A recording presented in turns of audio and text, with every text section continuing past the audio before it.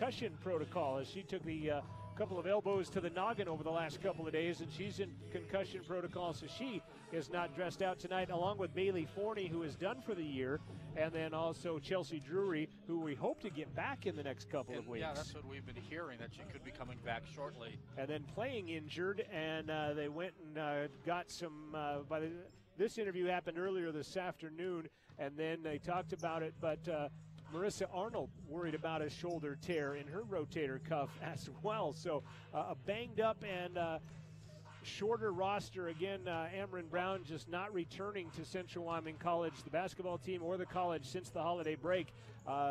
Coach, I'm not sure, not passed along anything to me of reasoning, just did not return. And that's happened actually a couple of times on the Gillette squad as well. Also heard that Paulina Tarawa has also been injured and is...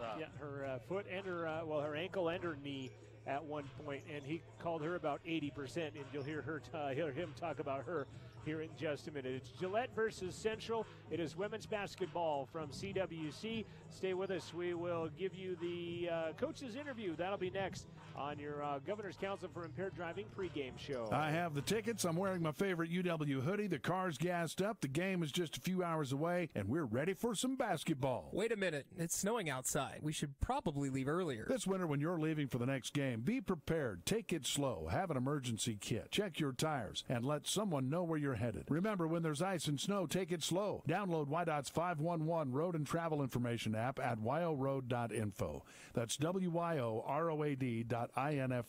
This message brought to you by WYDOT. Sponsorship of Rustler Radio comes in part from Fremont Therapy of Riverton and Lander, now offering a running analysis. Technology captures your running stride, then therapists outline education to improve your performance and help avoid injury. This also aids in a golf swing and work-related movements. More can be found at FremontTherapyGroup.com or on Facebook at Fremont Therapy Group. Did you just look down at your phone? You did it again, didn't you? You know, you're flying down the road in a 3-ton hunk of steel, and a text takes your eyes off the road for an average of 5 seconds. At 55 miles per hour, that's long enough to travel the length of a football field and cause some serious damage. Turn it off. Trust me, whatever it is, you'll live. Learn more at StopTextStopWrecks.org. Brought to you by the Ad Council and the National Highway Traffic Safety Administration.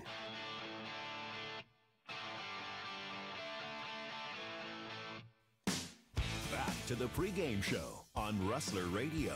Brought to you by the Governor's Council on Impaired Driving. Reminding you that buzz driving is drunk driving. Last time we talked with you, Coach, was after the Powell game, in which lost by 9, but you were, I guess, pleased. You had said we need more effort, but at the same time you were fairly pleased with how they played on the road at Powell. Yeah, I was. You know, I thought we shot the ball well. We had too many turnovers. We didn't rebound as well as we could, but I thought our intensity level in that game was maybe better than any game we played all year. Powell's very, very good. They got size. They got good guard play. But I think we accounted ourselves real well, and hopefully we build on that the last 2 or 3 practices, and we're ready for Gillette tonight. Looking at their team, 6 girls, maybe 7 if you got the other soccer player to come on. It sounded like he did. Yeah, he has 7. He picked up a girl this week. He was at 6, and now he's got 7. So I was hoping we could foul 2 of them out and be in good shape. But then now we got to foul 3 out, and before he gets to 4. But I don't feel sorry for him. Coach Ryder and I are the best of friends. We coached together in Douglas. I had the boys, he had the girls, and we give each other a bad time.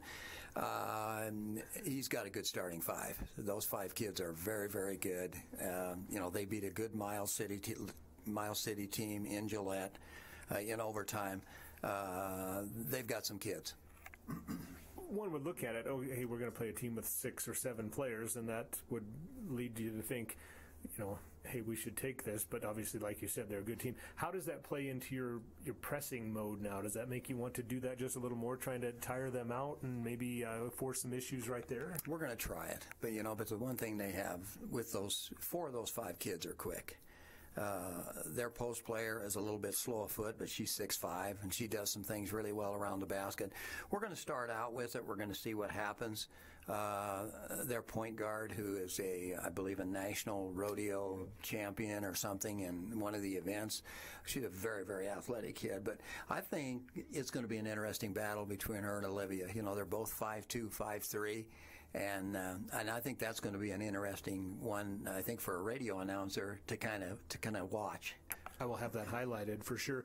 With that said, how close are we to getting healthy? It sounds like Chelsea may get some court time from talking with her. Well, we hope within another week or so we can get Chelsea on the floor. She's still in the process of 5 minutes half court, 3 minutes scrimmage. They want to ease back slow so she doesn't have that problem with her back anymore. I'm going to find out about Marissa here in about 20 minutes. She's at a specialist right now with her shoulder. She may have a torn rotator cuff. She tells me she's going to play anyway, and she is so darn tough. I can see her playing because that's just the way she is. And I got to give her accolades. I mean, you know, when I recruited this girl out of Rocky Mountain, I thought she'd be an 8th, 9th player, and in her sophomore year have a great season. And she started practically every game for us. She's the hardest worker on the team, bar none. And I'm just really proud of her and her effort and what she's brought to our program. And not only that, she's an outstanding young lady. You had mentioned Palani Tarawa now moving up in the scoring ranks as to one of the leading scorers, if not the leading scorer in the region. How close is she back to 100%? You know, pretty good. She tweaked her ankle. She's had such bad luck. She had some personal things during Christmas, and then, of course, she had the knee, and then she has the ankle, and I feel so sorry for the girl. But I would say she's 80%, but I'll take 80% of her compared to 100% of a lot of players. She plays with such intensity, and she's so smart on the floor and just a very special talent. If you had to put a couple of things on the board, this is what we must do well to win tonight, those two things would probably be what? Lack of turnovers and rebounding. I think our shooting's coming. We've shot 2 games now. We've shot the ball really well, but if we don't rebound and if we turn the ball over, we're going to get in trouble. Has there been any, I guess, trends getting behind early hurting? You obviously want a quick start, but any trends that, hey, these are things we have to avoid early in this ball game? Yeah, well, I think that's a big one. We can't get behind early. You know, that's what we did well up in Powell. You know, we played with them all the first quarter. I think they were up 2 at the end of 1, and we've had some games where we've been down 10 or 11 at the end of the first quarter. And we can't do that. We don't have the firepower to get down against these good teams and expect to win. It's just not going to happen. All right. Then we'll get ready for Casper then on Saturday. I'm nationally ranked, I think. Dwight's team is. And 2 tough games for the weekend, but it's good to be home at least. It is good to be home. And you're right. They beat Western last night by 45 or 46, something like that. And I mean, they're 12 strong. You're going to see it when they come. And that's a game.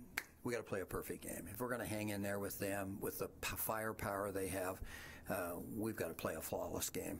All right. We'll talk to you later, and best of luck in this one. Thank you. Bet Coach Ken Schwartz of the CWC Lady Rustlers. Stay with us. We'll give you starting lineups and tip it off. Region 9 home basketball for Central Wyoming College hosting Gillette right after this. This has been the Rustler Pregame Show, brought to you by the Governor's Council on Impaired Driving, reminding you that buzz driving is drunk driving. Coming up, it's game time, right after this. I have the tickets. I'm wearing my favorite UW hoodie. The car's gassed up. The game is just a few hours away, and we're ready for some basketball. Wait a minute. It's snowing outside. We should probably leave earlier. This winter, when you're leaving for the next game, be prepared. Take it slow. Have an emergency kit. Check your tires, and let someone know where you're headed. Remember, when there's ice and snow, take it slow. Download WYDOT's 511 Road and Travel Information app at wyoroad.info. That's WYOROAD.info. This message brought to you by WYDOT. Back on the pregame show here on Rustler Radio, and let's get you quickly some starting lineups. First off, for the visitors of Gillette College, they will set up number 2, a 5'3" sophomore and quite an accomplished rodeo athlete. She was the freshman of the year in the college national finals last year. Ricky Engesser out of Spearfish, South Dakota. Lila Phillip, a 5'7" freshman, wears number 5 out of Palacios, Texas. She averages 8 points a game. Engesser, by the way, 12 and 4. That's Palacios, by the way. Palacios, okay. I've never been there. Have you filled up with gas there, too? I haven't filled up with gas, but I know where it is. Number 14 is Lily Serra. She's a 5'8 freshman out of Brisbane, Australia. Haley Urbach, a 5'8 sophomore, averages 14 points a game. She's out of Gillette, Wyoming. They're at Gillette High School. And then Tony Ann Cameron, a 6'5 sophomore. This will be just her 6th game of the season. She's averaging 15 and 10 through those 6 games. She's out of New Zealand, and that will be your starters. Gesser, Phillip, Sarah, Urbach, and Cameron. Just 2 players off the bench. Bailey Neff out of Kelly Walsh High School and Alyssa Umflett out of Newcastle High School.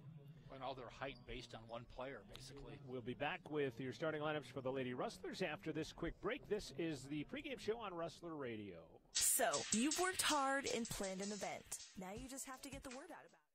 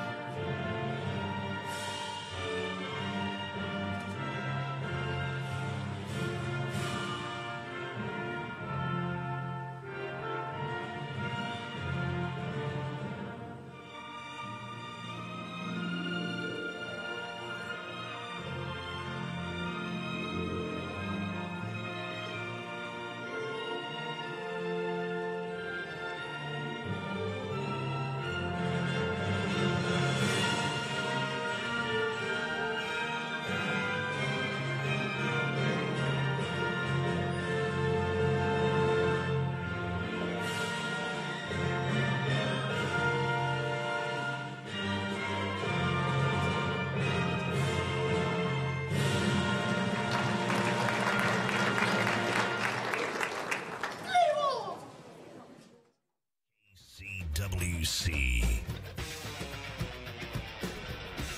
Let's give you the starting lineups for your Central Rustlers. As Will Ryder, by the way, the head coach of the Gillette Pronghorns. He's been there since they have had a basketball program at Gillette. They're dressed in black, sky blue numbers, and white trim Gillette across their front. Central Wyoming College starting a little bit different tonight, and we'll go along with them pretty much. Number 11 is a 5'4 freshman, Olivia Shippen. Olivia is out of Rigby High School in Utah. She wears number 11, averaging 3 points and 2 rebounds per ball game.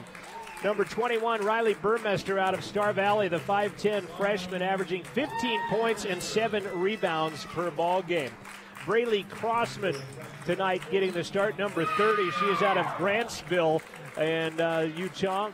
She is a 5'9 freshman, is Braylee, as she wears as averaging 3 and 4. Number 22, one of the leading scorers in Region 9, Palani Tarawa, 5'11 freshman, as Palani also out of Mountain View High School in Orem, Utah.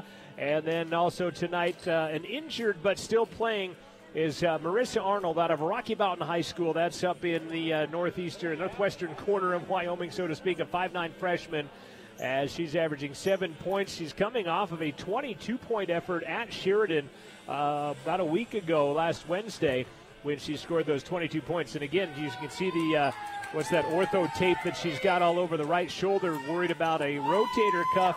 She was examined today. She's on the court, and she's ready to go.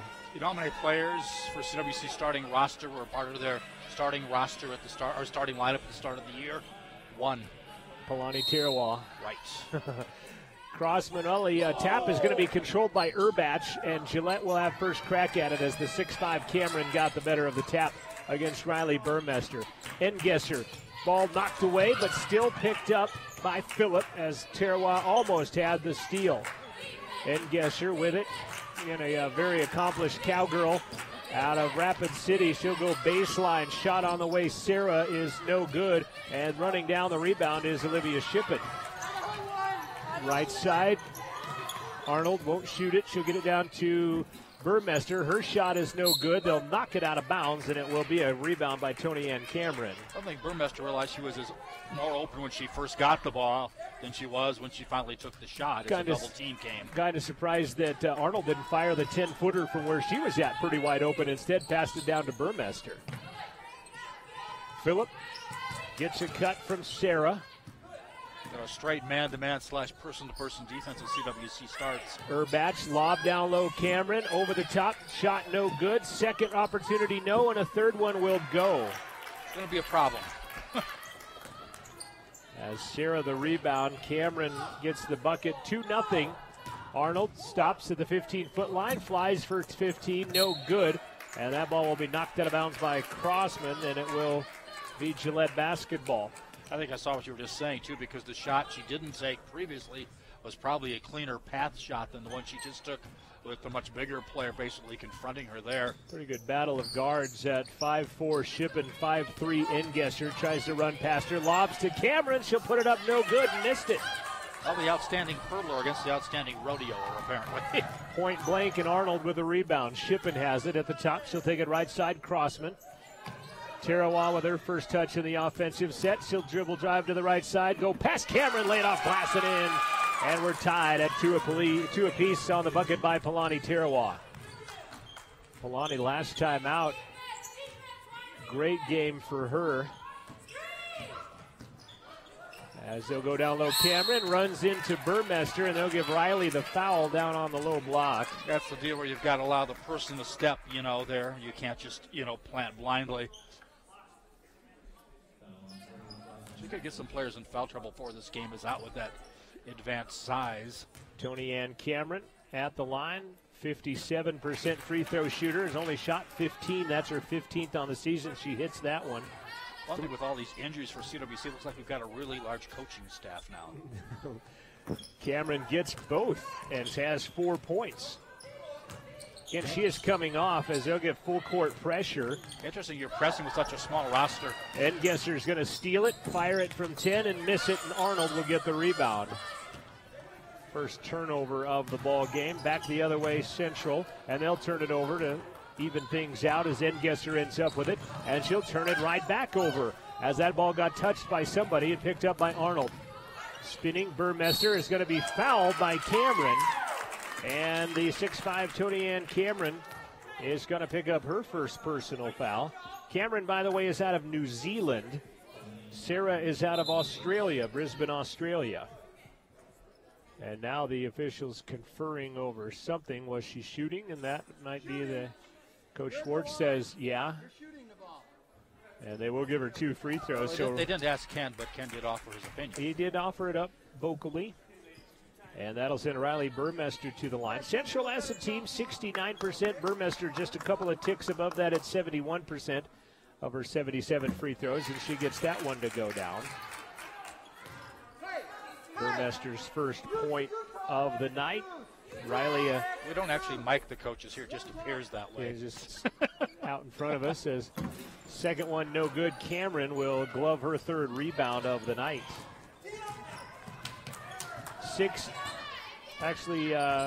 4-3 our score. Gillette out in front. Engesser, third in the nation in goat tying last year, was named the freshman of the year at the CNFR. She'll fire one up. It actually goes into the hands of Cameron and get the bucket. I thought it was a pass actually myself, but looked like she got contacted as she tried to shoot it, but it worked out well either way as it comes up as an assist. Tarawa, left side, Crossman. Go back up to Burmester. Now they'll find Tarawa. She'll go with the left hand. She'll fire it off glass, no good. Urbach will come away with a rebound. Interesting, they've changed the guard taking the ball up for Gillette. Lila Phillip will bring it across the timeline. She'll get a pick from Sarah to go right side. Hands it off to Engesser. Shot clock down to 12.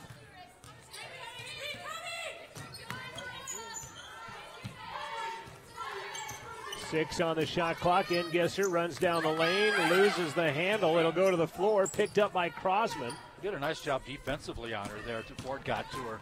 Shippen burns it into the front court. Goes left side, wide open. Crossman from 15, no good. Burmester, though, going to come out of the pack with a rebound, and then she'll huck it into the backcourt. That'll be picked up by Engesser.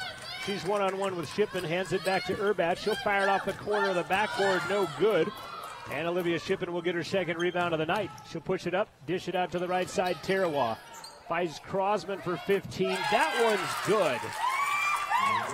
Braylee Crossman has her first bucket of the night. It's a 1-point ball game. Talked with Coach Schwartz about it. He said, we need to not be down 10 at the end of the first quarter. That's always helpful, but there's a steal by Arnold. She stepped right in front of that pass. She'll go the distance, be fouled, and get it. Central with their first lead of the night as the steal by Marissa Arnold has them up 7-6. She had a really good game recently. What was the point total in that one, John? 22 on Saturday at Sheridan, on Wednesday of last week at Sheridan. Her season high, career high, the freshman. Going to see Megan Crane-Buell check into the ball game on the next dead ball, which will be after this free throw. Megan, a 5'11 freshman out of Riverton, Utah. Free throw by Marissa, no good. Cameron will get the rebound. Also, Alyssa Umflett has come to the ball game for Gillette. That'll be her first collegiate basketball. Well, not Umflett, it won't be. Neff it will be. Neff has not played in a college basketball game. They both did play soccer for the Pronghorns earlier in the fall. Shot by Cameron misses, but the rebound by by Sarah is there, and they take the lead back. How many of their points are inside the paint? 8, and they lead 8-7. And there's another turnover by Central, their third. As Umflett into the ball game, hands it back to Phillip. Cameron walking down to get to the low post now. Shot clock down to 18.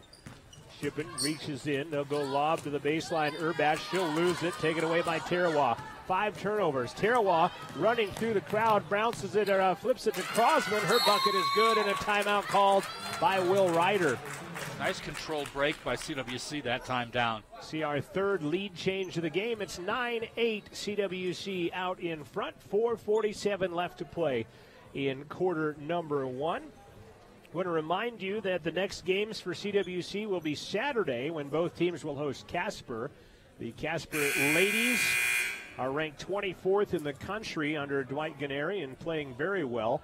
The men's team from Casper has won 10 in a row, and they're 3-0 in the conference when they come in on Saturday. Ladies at 2, the guys at 4 o'clock. And then after that, they'll be gone the rest of January. They won't be home again until February 3rd.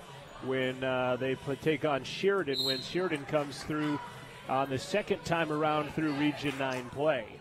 The Casper team is also just recently beating Western Nebraska, both guys and gals, and that's a pretty good accomplishment right there.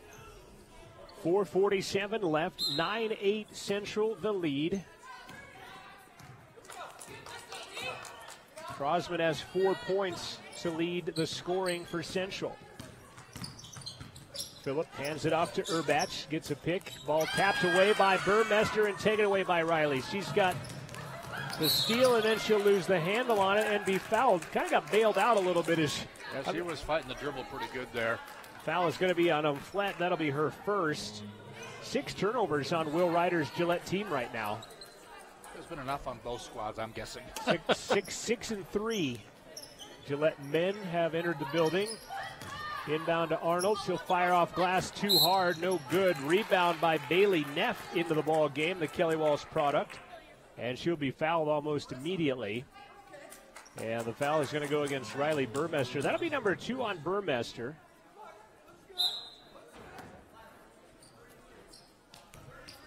.425 left to play in the first quarter. 9-8. Central with a 1-point lead. Phillip guarded by Shippen. Good defense by Olivia. Urbach, she'll fire a high arcing 3 that is no good, and Crane-Buell will come away with a rebound. Our first 3 attempted of the night, and then Central throws it away.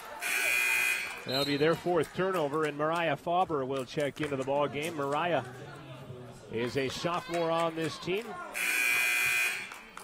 averaging 2 points, 2 rebounds per ball game. Engesser back in for Gillette, the 5'3 sophomore, averaging 12 points. She scored 23, her season high. Weird instances where we're actually taller at the point guard position than the opposing team. Faber, and that's with 2 different point guards. Right. Faber D'ing up Engesser. She'll run right past her, throw it up, no good. It's either going to be Faber or Crane-Buell, and it's going to be on Mariah Faber. Not a bad foul, actually, because I think Engesser probably would have put that layup in. 2 free throws up and coming for Ricky Engesser. First is on the way and good. Gillette, by the way, 63% free throw shooting team. Engesser raises that average, though she is a 72% free throw shooter. Second one is good as it's the iron, goes straight up and comes through the nylon. Full court pressure. Faber, nice bounce pass to Arnold. 4-on-2 numbers. Kalani, Tarawa back out to Faber for 15. That one will not fall. Burmester the rebound. Riley shot no good. She'll try it again and be fouled. Riley Burmester with a couple of rebounds on that end of the court. And the foul going to be whistled on Ingesser, battling underneath the trees. That'll be her first, team third, and Burmester to the line. Riley 1 for 2 on the day, now 2 for 3 as she tallies the first.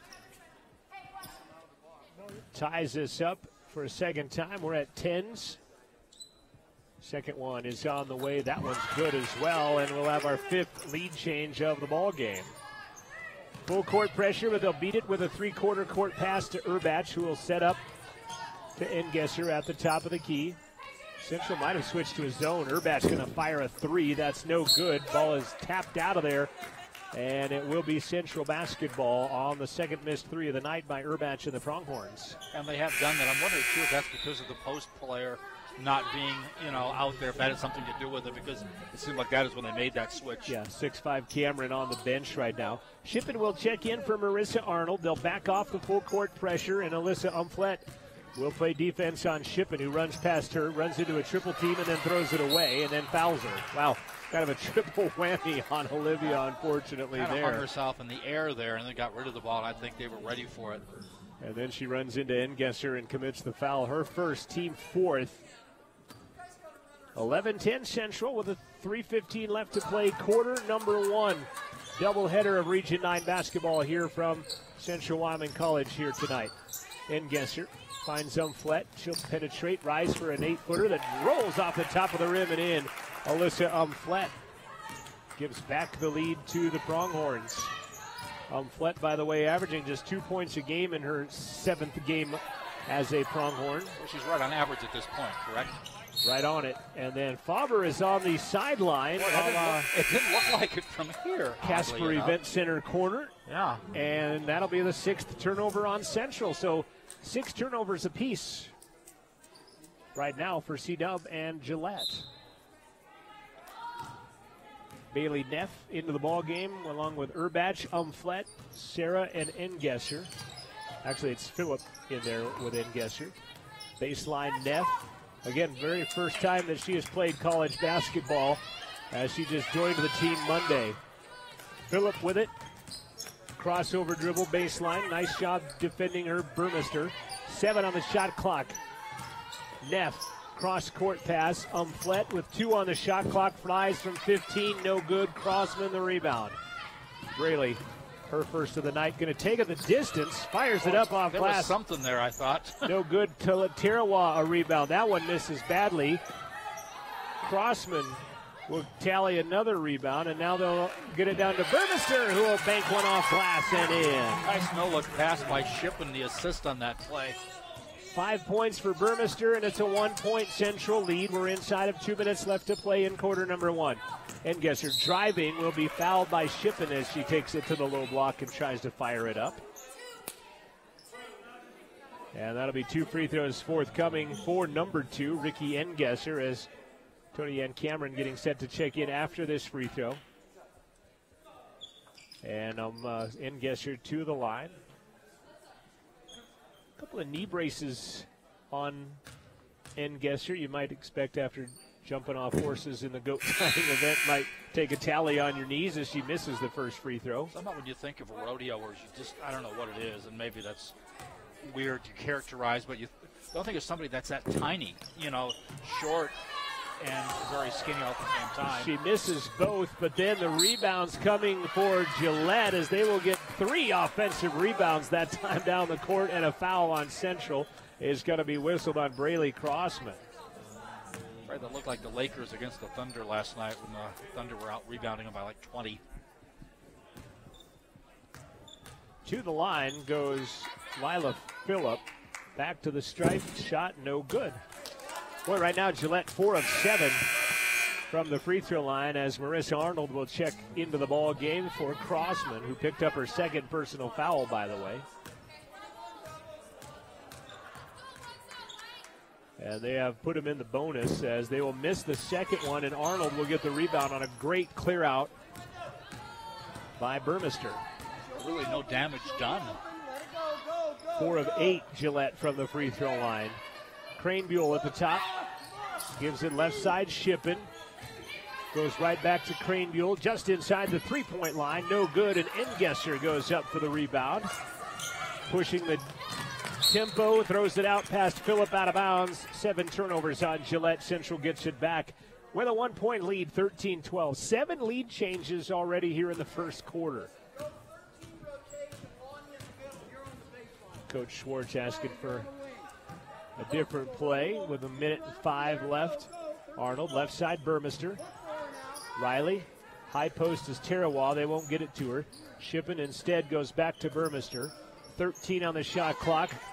Arnold with it into Tarawa, working one-on-one, spins, double clutch, hang for 6, missed it, and Cameron will get the rebound. Our former player Kiara Skinner in the audience tonight, and interesting, she's talking to the sister of a player she played with. It looks just like the sister she's played with, so it's probably quite confusing. So might think that it's. I'm guessing you're talking about you're talking about a false left. Indeed. Engesser spits it back out. Neff won't shoot it. Phillip down low into the paint. Cameron puts it on the floor, picks it up, spins for 8, and missed it. Arnold with another rebound. 4 rebounds already for Marissa Arnold. Shot clock expired. 15 on the game clock in the first quarter. Central weathering the storm early. Tarawa, pump fake, spins, gives it up top. Crane Buell for 17. Gone. Crane Buell's first bucket, a 17-footer, and it's a 3-point lead. Half-court shot is good. Phillip will tie it on a half-court shot at the buzzer to send us to the intermission of quarters at 15. Well, CWC played so well in that quarter, at least played well enough to have a lead and to have that tie you up after you've gone to all that work. It's a little bit depressing. Half-court shot by Lila Phillip ties us at 15 as we head to the second quarter. This is Rustler basketball on 88.1. Do you have any idea what happens to you in a crash? Even when you're driving as low as 30 miles per hour, as the car decelerates, you leave your seat and smash into the windshield. Shockwaves ripple through the brain, instantly damaging cells. Your body is like a pinball bouncing off the dash, roof, and seats. Then your body slams into belted occupants, severely injuring them too. The result could be severe brain or spinal injuries or death. Why would you ever get into a car without putting on a seatbelt? This is Cody Beers with YDOT. Belt up or suffer the pain. KCWC FM, Riverton. Sponsorship of Rustler basketball on 88.1 comes from Denver Air Connection, offering daily flights from Riverton Regional Airport to Sheridan and to Denver International in a 30-passenger jet. The flight features in-cabin service, and TSA check-in at Riverton is included. More information can be found at denverairconnection.com.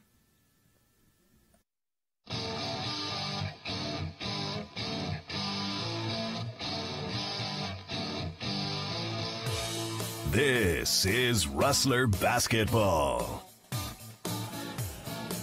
First quarter ends at 15 apiece here on Rustler Radio. Central shooting 6 of 17, 35%, all of it from two-point range. They are 3 of 5 from the free throw line. Gillette on the other side, 5 of 16, so just one difference in possession. They're 5 of 16, 31%. They're 1 of 3 from three-point land, and that was a half-court shot. And they are 4 of 8 from the free throw line, our Will Riders Gillette Pronghorns.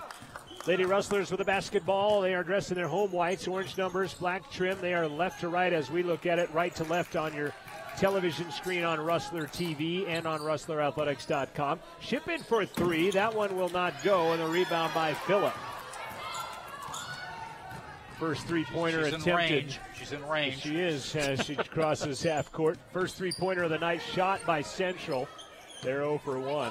Back door, Erbats gets in traffic. Nice defense by Shippen, but then 3 Rustlers can't hang on to it, and out of bounds it goes. I think she might have been out wackoed there. She might have been. She's a little shaken up, too, as a matter of fact. I'm thinking. Now they're going to see if that was a possession. I don't think Central actually really had control of it, so that's a very good question by our shot clock operators, as they are going to see. It's shot clock right now at 13. as they'll put 4 on each corner of the paint. And did the shot hit rim?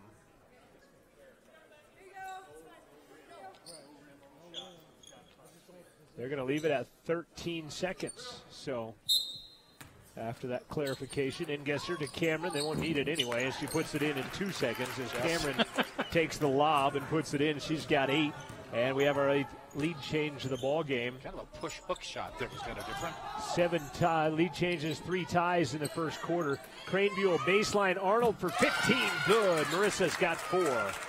Nice pass by Crane Buell as she finds the assist. 17 apiece, a minute gone by in the second quarter. Ingesser, and they try to go back door, and Tarawa takes Urbach to the ground. Wanted to help her up, and Urbach says, no, not today. You've done enough already. Tarawa will get her first personal foul. First foul of the second quarter. Tarawa, the leading scorer in Region 9. After 20-point and a 34-point game. Shippen on Ingesser. She'll lob it to Cameron. Cameron spins through everybody and puts it in. 6'5" New Zealander puts it in the hole, and we've got another Gillette lead of 19-17. Tarawa runs past her man, fires it off glass. No good as she got bodied a little bit. Cameron will pull down the rebound. Yeah, Cameron had altered the shot, you could tell, but it still just spun out. Going to see Zay Roberts check in next dead ball for Central as Ingesser goes baseline. She'll go around, Shippen, fire it up, no good. Good rebound by Crane Buell. And then she'll go to the floor and get called for a travel as she and Ingesser got tangled up a little bit. Might have got some contact as well. 7th turnover as Zay will check in for Crane Buell. Good minutes for Megan. 19-17, Gillette out in front, 8:12 left to play first half. Urbach takes the inbounds. She'll go in on Arnold and then travel with it. Took that extra step, and that'll be the 8th turnover on the Pronghorns now as they turn it back over. 8 minutes left to play in the first half. Shippen across the timeline to Tarawa. Urbach on her now. They'll give it up to Zay. She'll fire it up over Cameron, and that'll be the second foul on Cameron as she gets the call. That's the biggest part of that is drawing of the foul. Zay Roberts checked into the ball game for the first time. She'll go to the line, the 6-foot freshman.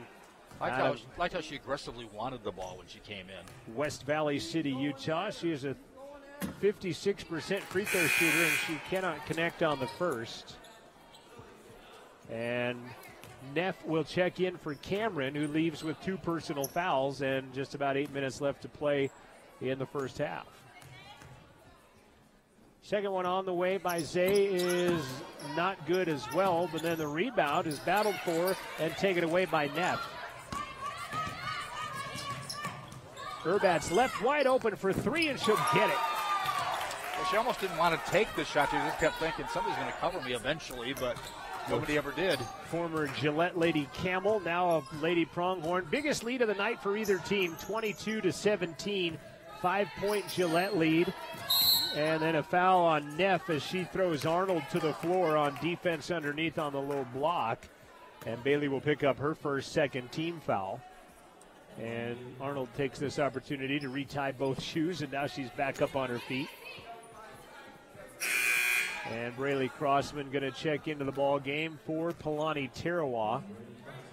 Ajane Buford out of Pine Bluffs High School that played for Gillette was the leading scorer in the region, but she never came back from the Christmas break either. As Crossman's 15-footer baseline is good, just back in the lineup, and Bailey has 6 points. I thought basketball was a ball sport. Yeah, did not come back after the... That's kind of crazy, isn't it? After the break. So leading scorer in the region gone. Now Palani will be the leading scorer. Urbach with it. High post, Phillip. 12 on the shot clock. She'll launch a 3 that's no good. Crossman the rebound with Urbach crawling on her back. Braley will pick up her 3rd rebound to go along with her 6 points so far. 22-19, Central trailing. Up to the top, left side, Shippen, baseline. Crossman with it. Braley has that ball batted away, and it's taken away by Engesser, even in the turnover category at 8 apiece. Shot on the way, no good, and a foul on Neff on the rebound.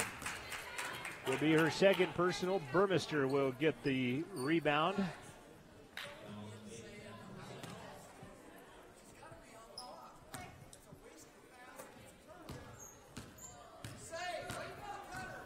Shippen will take the ball down for CWC. Burmester up top. Crossman now Shippen left side on the angle. She'll push it one-handed to Burmester. Into the corner, Arnold. She'll fire a three. That one will not go. Zay Roberts high for the rebound. Can't get it to go. And then Burmester is going to be fouled, or will she foul? It's going to be on Burmester on the foul. Boy, good rebound by Burmester. And Zay Roberts, they just couldn't get him to connect.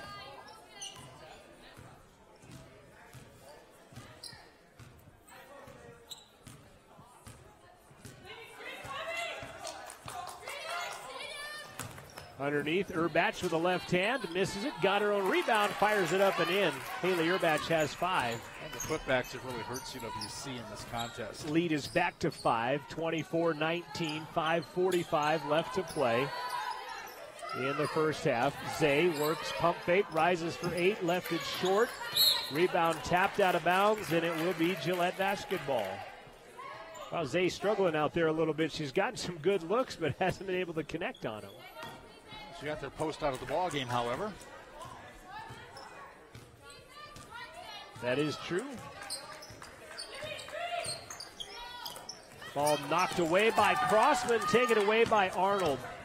Marissa across the timeline, spins as Engesser shot around in front of her, no good. Roberts the rebound, her and Engesser battled for it. Underneath, Burmester, stolen away again. She'll go to the ground. It'll be tied up, and it'll be Gillette basketball.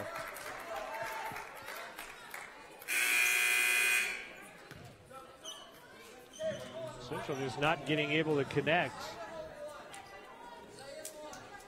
At least when you get that tie up in the first half, you know and you don't get the ball, you know you'll at least get it again because of the second half.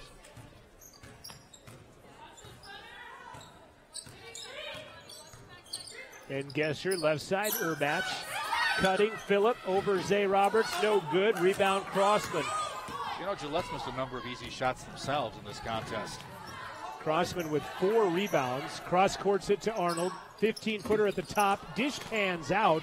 Tarawa will swat the rebound back out to her, though, as Polani snuck back in the lineup on us. Zay to Polani, working on Neff. Turns it right side, missed it. Roberts the rebound. That's no good. Arnold the rebound. They're asking for fouls. They're going to stay Gillette basketball. Boy, as they have, say Central basketball.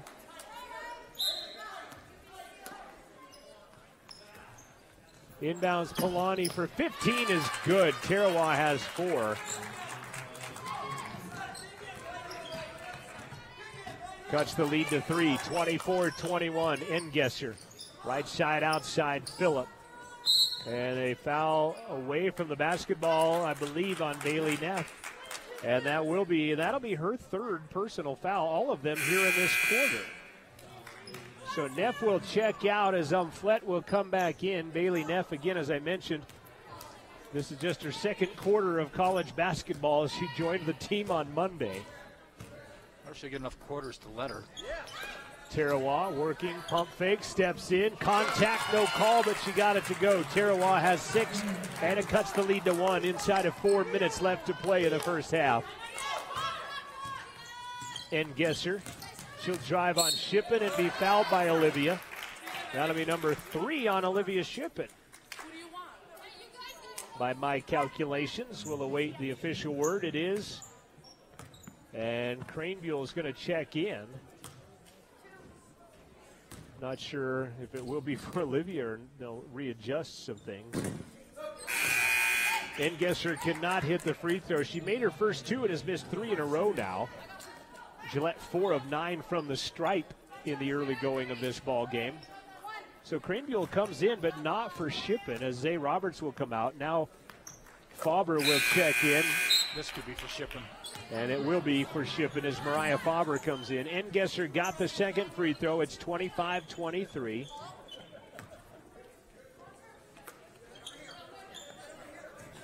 Almost a steal on the full court pressure.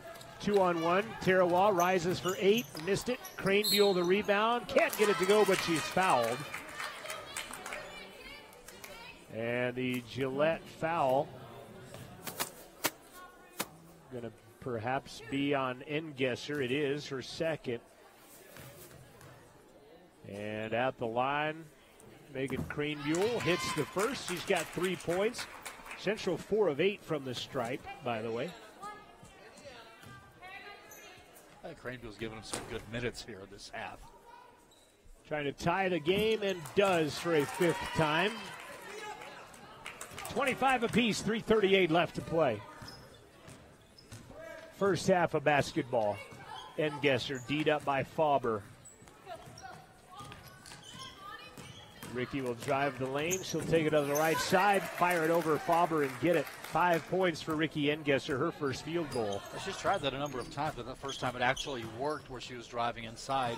Crossman trying to get it to Cranebuell, who wants it. Reached by Engesser. Tarawa hounded by Engesser. Faber for 17. That's good.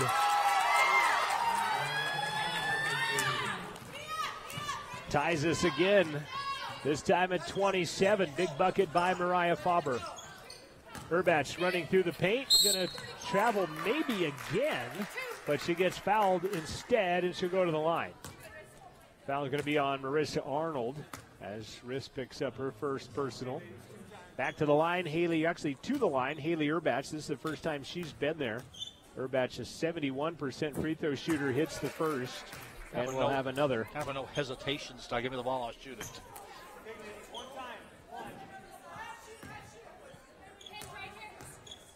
One-point lead. Second one on the way is also good by Urbach. And now the full court pressure set up. Faber brings it across the timeline, almost stolen away by Umflett. Gives it, actually by Engesser, gives it to Arnold, who should drive and drain a baseline 10.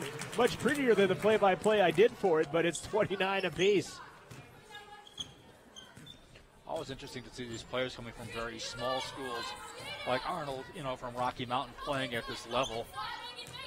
Same could be said for, Faber as well. Engesser snaps the cord shot a 3 to boost it back to a 3-point Gillette lead, 32-29, 2:15 left. Arnold, cross court, Faber, baseline Crossman to Cranebuell. She'll turn around for 8 and get it to go. Megan with 6. Cranebuell's season high is 10 versus the Utah Elite. She's got 6 already. Cuts it to a 1-point game. Umflett to Engesser on the low block. Back to Umflett. 2 little guards can't get it to go. Tarawa the rebound. Central with a chance at the lead this time down the floor. Cranebuell baseline 10, missed it. And the rebound by Phillip. Pronghorns back on the attack. Engesser stops for 15, clangs it off the iron. And on the line it goes, Central basketball. 94 seconds left in the first half, 32-31. We'll talk about the men's game coming up during the half, as well as a lot of stats from the first half. Tarawa rises for 10, left it short. Rebound picked up by Umflett. And Gillette back at it, 1:19 left. Engesser. Lob down low, knocked out of there by Crossman. Stays Gillette basketball. Braley, good job trailing the play to knock that one away. Not a bad crowd on hand for the ladies' game. Men's game will take on the 6th-ranked team in the country later tonight. They're 18-0, and a travel by Umflett will be the 10th turnover of the ball game on Gillette. At the top of the key. Caught her just off the expression, I think, on her face. Yeah, she knew she had done it for sure. Minute 5 left to play in the first half. Arnold with it. High post, Megan Cranebuell back to Arnold. Baseline, Tarawa. Kicks it to Faber for 16. That one's no good. And the rebound by Phillip. Her 3rd in a row, her 4th of the ball game. Boy, Central has shot 21 shots in this quarter to just 13 shots for Gillette. 6 more shot attempts. Which is interesting when you think about the rebounding totals. Urbach have the ball go right through her hands, out of bounds. Turnover number 11 on Gillette. 39 seconds left to play in the first half.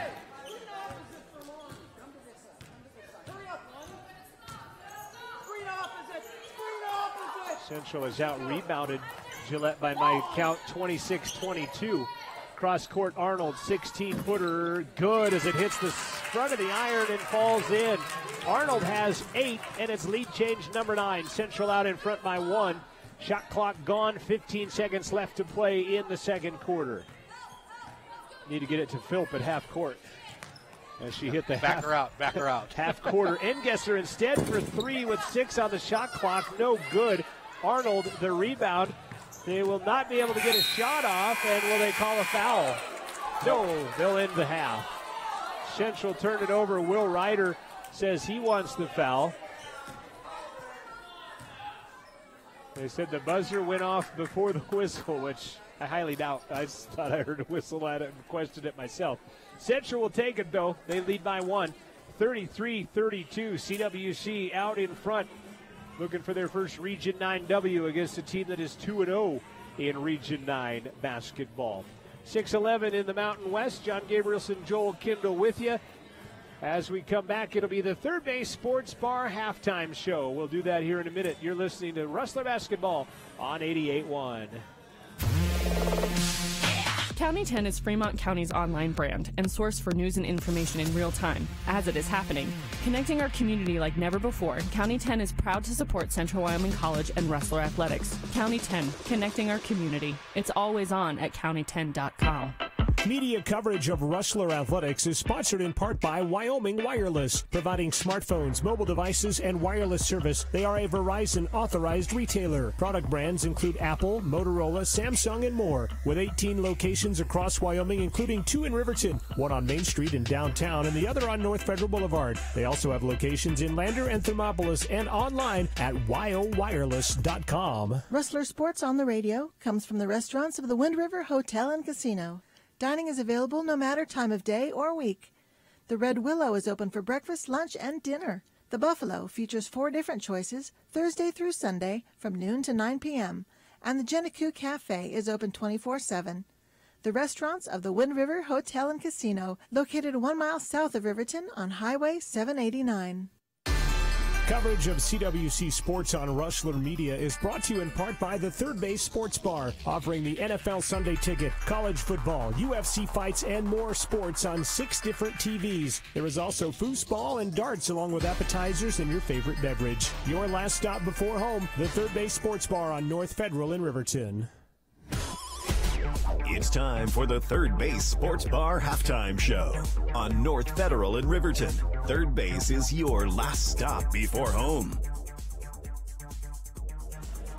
33-32, CWC out in front of the Gillette Pronghorns here at the intermission. This is the Third Base Sports Bar halftime show. Central and Gillette tied at the end of the first quarter, thanks in part to a half-court shot by Lila Phillip, as Central had a 15-12 lead until the half-court buzzer beater by Phillip would even us up at 15 apiece at the end of the quarter. Central, though, outscores Gillette 18-17 in the second quarter, and they take a 33-32 lead into the intermission here at Central Wyoming College. Leading the way in scoring for CWC, I get the right page here, Marissa Arnold has 8 points.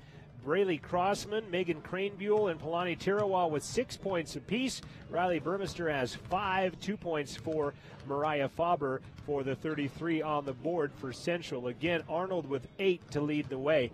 On the other side, Gillette led by Tony Ann Cameron. The 6'5 New Zealander has 10 points to go along with 6 rebounds. She did, however, get her second personal foul early in the second quarter and then sat most of that second quarter, and I'm sure we'll see her return at the start of the second half. Ricky Engesser, 5'3 point guard out of South Dakota, has 8 points. Haley Urbach has 7. 3 points for Lila Phillip, that half-court three-point shot that she made at the buzzer at the end of the first quarter. Lila Serra and Alyssa Umflett have 2 apiece for Gillette, as they right now trail by a count of 33-32 to Central Wyoming.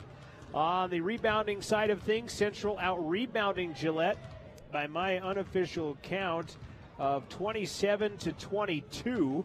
And looking at the stats handed to me by Sarah Watson and Mandy Tate, 27-21. So I'm pretty close to their numbers out there as well. Leading the way rebounding, Marissa Arnold has 5. Riley Burmester has 5 as well. Crossman and Cranebuell with 4 rebounds apiece. On the other side, Tony Ann Cameron, as I mentioned, at 6'5", she has 6 rebounds to lead the way for Gillette. Phillip and Sarah with 4 rebounds apiece as well. 11 turnovers by Gillette in the first half, 10 turnovers for Central. We saw the lead change hands 9 times, and we saw 9 lead changes, 7 ties in the ball game, as Central leads it right now 33-32 at the halftime break. We will take a look at some shooting stats. We'll also talk about the men's division of their game coming up here next. Gillette on the floor taking some halftime shots, getting ready for the second half of basketball here in just a bit. We'll talk about the 6th-ranked Pronghorns, undefeated on the season, coming into Central. We'll do that here in just a couple of moments as well. At the intermission on your Third Base Sports Bar halftime show, it is Central 33. It is Gillette 32. We'll be back after this on 88.1 and the Third Base Sports Bar halftime show.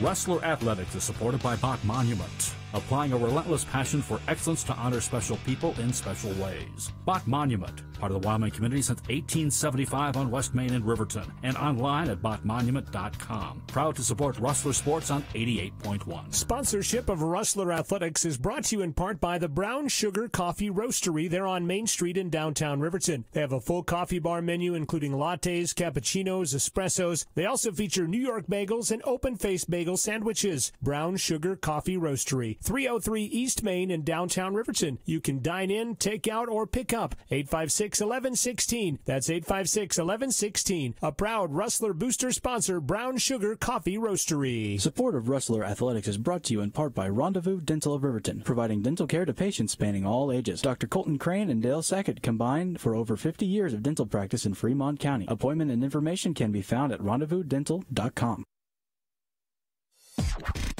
This is the Third Base Sports Bar halftime show on North Federal Boulevard. Third Base is your last stop before home.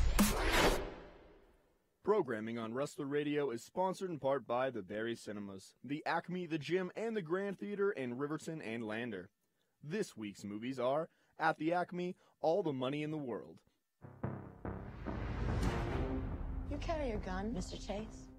I never bothered. Ruins the line of your suit. At the Gym, they are showing Jumanji, Paddington 2, Insidious, The Last Key, and The Greatest Showman. At the Grand Theater in Lander, they are showing Star Wars The Last Jedi.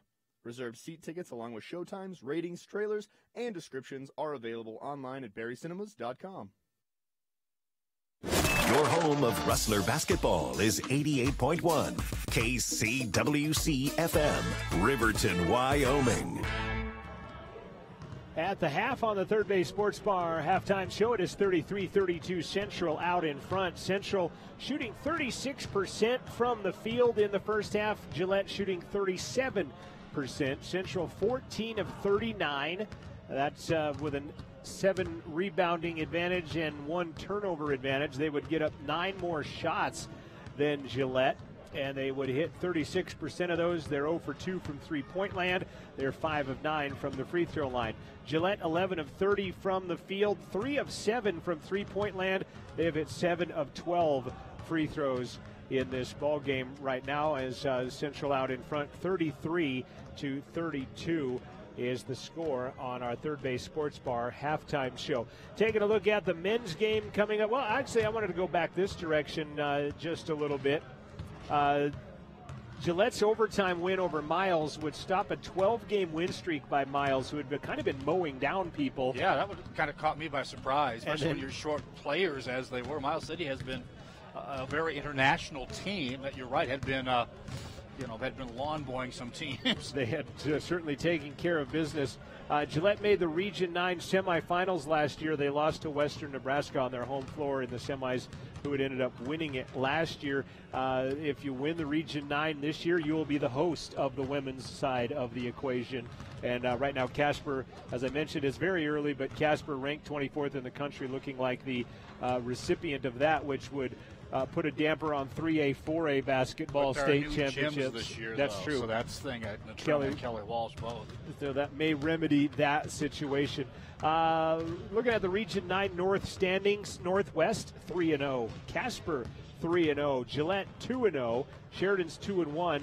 Miles sitting at 1-2. Central is at 0-2. Western and Little Bighorn both at 0-3 on the season. Northwest is a surprise in a way. I don't think anybody really expected that. Again, I don't know exactly who they played other than us, And if they played us, I mean, they beat Western as well. They beat Western by 59 last week. 59 points? Yeah.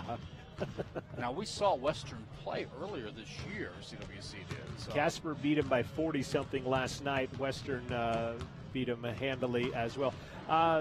Central women have not beaten Gillette in the last 5 tries. Gillette has won the last 5 in a row against Central. So right now, Central with a 1-point lead, trying to end that slide right there.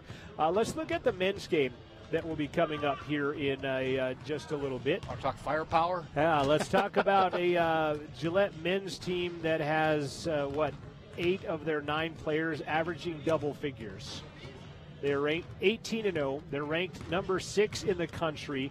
They're back-to-back Region 9 champions. What else do you want? I was going to ask their assistant coach, I know, Tony Shamber, how they scrimmage. I'm curious how you do that when you're that good. Of course, Tony perhaps plays himself against them. I don't know. A very good player at Lander some time ago. Sean nearing his 8th season, averaging 22 wins a season with this team. Their closest game was 82-79 at Dawson. Every other game is they've won by double digits. They beat Dawson by 3.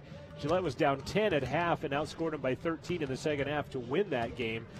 They've scored more than 100 points 7 of their last 9 games. They scored 147 against Little Bighorns last Saturday, in which they scored 93 points in the second half alone against Little Bighorn. That's weird, too. You speak of Dawson. Remember, we used to see them all the time. And actually, I'm a little surprised we never see them anymore, even in like a non-conference affair or something. But we don't, because Williston, North Dakota is farther away than Dawson. Yeah, much like the ladies, CWC 5-11 versus Gillette. Gillette has won 5 in a row in the series. Last time Central won was January 9th of 2015, when they won an 88-80 decision over the Gillette Pronghorns, and they'll have a tall order to end that 5-game losing streak tonight against the 6th-ranked team in the country. Gym's starting to fill up. If you're interested in some high-quality JUCO basketball, tonight will be a night with the 6th-ranked Pronghorns undefeated on the season coming into Rustler Gym.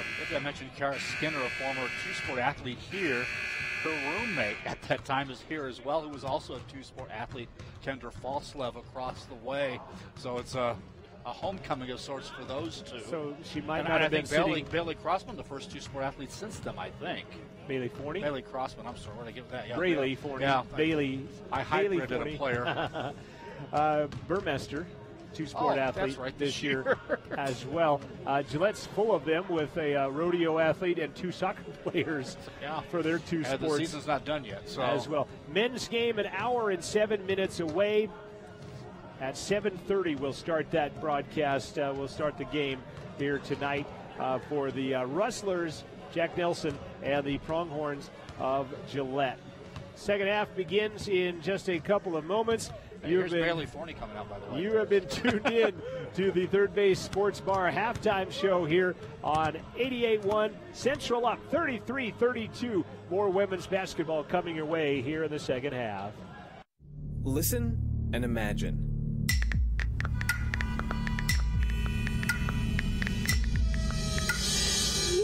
It takes 5 seconds to send a text, and for those 5 seconds, you're driving blind. Life is worth more than a text. Stay alive. Don't text and drive.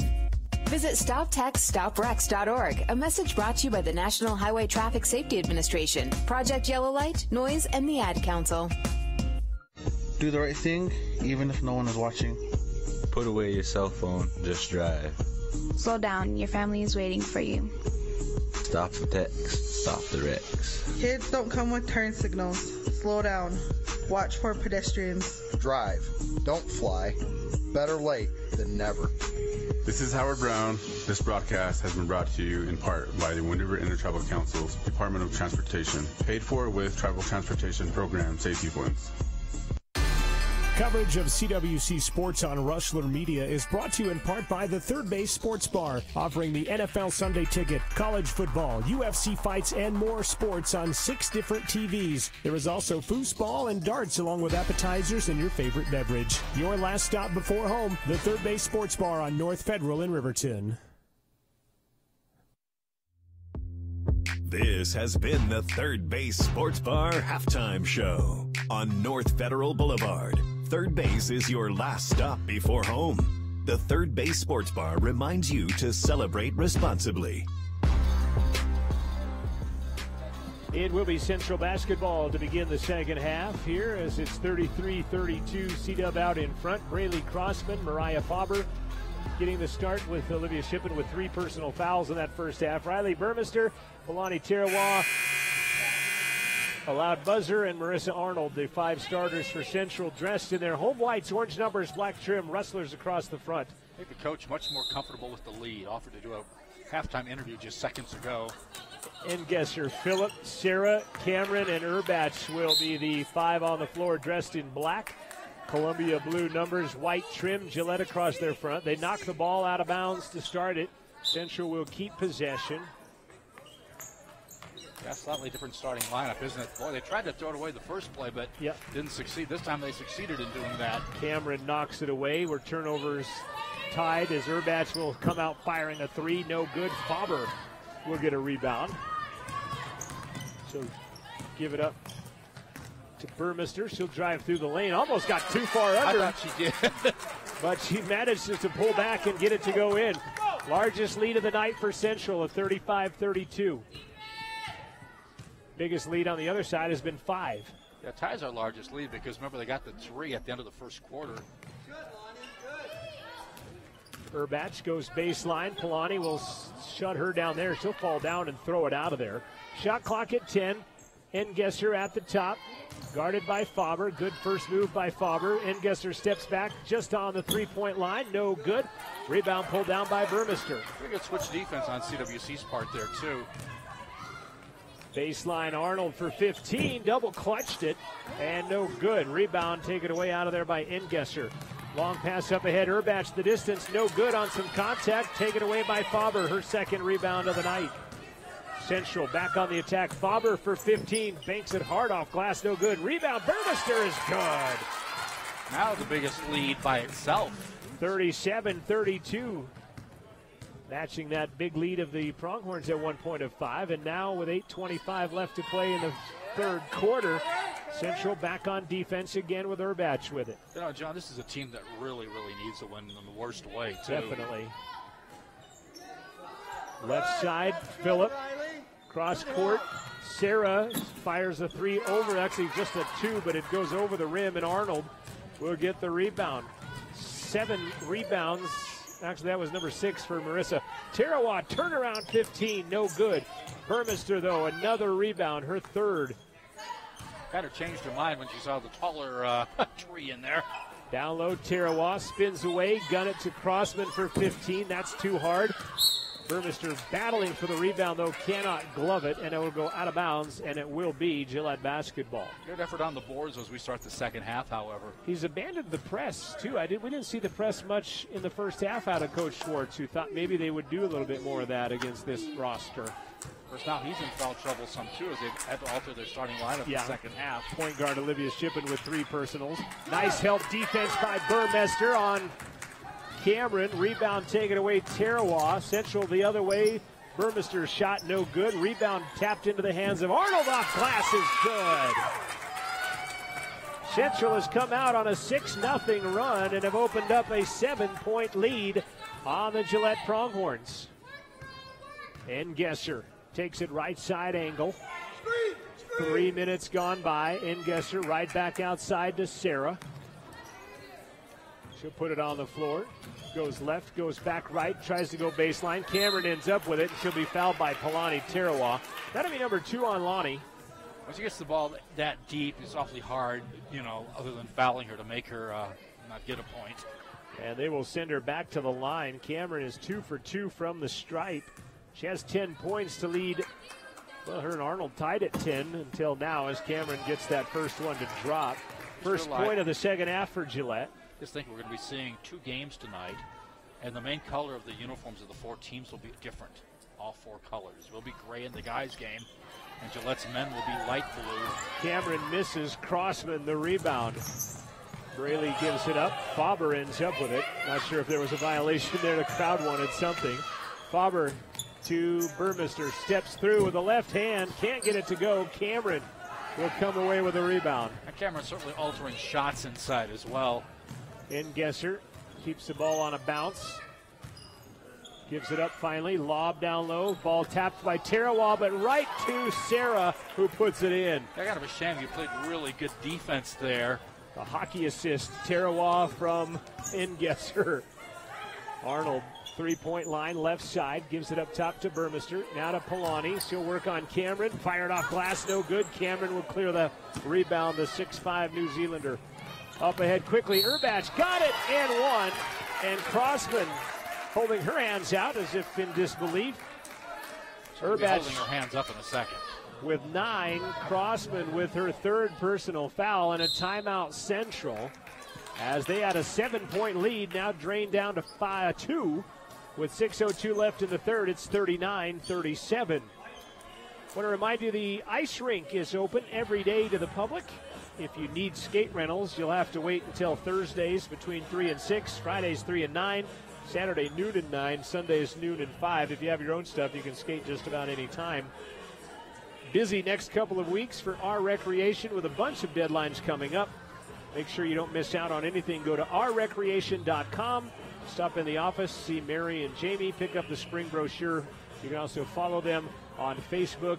They are ourrecreation.com. Some of the things coming up: kindergarten boys basketball, hunter safety, adult pickleball, little hoopers basketball, and a whole lot more at ourrecreation.com. 6:02 left. Oh, and just to get you set, there will be 6 extra timeouts in the next game. We'll be taking the media timeouts. In the guys' game? Yes. Gillette's men averaging 93 possessions a game, or 91. Central averaging 73 possessions. And I thought Central played fairly up-tempo, but Gillette with 18 more possessions per ball game at their tempo. My question is, why are you telling me? Why was that? Was that a point of emphasis to? I was just telling you they're having media timeouts next game, which is somewhat novel. Because we've only had, I think, 2 timeouts in this ball game at this point. Which is odd. We saw them quite a bit last season, didn't we? And we aren't seeing them this year. Urbach with a 3-point play. Yeah, it's up to the discretion, I think, of the home team. There's 2 medias here. Gillette has brought their own radio station. Does anybody ever call us a media? That is a turnover at the top. Engesser ends up with it. 12 turnovers by Central as the press gets a turnover, and Gillette down a point. Crossman knocks it away, but it stays Gillette basketball. Good job by Braley reading that telegraph.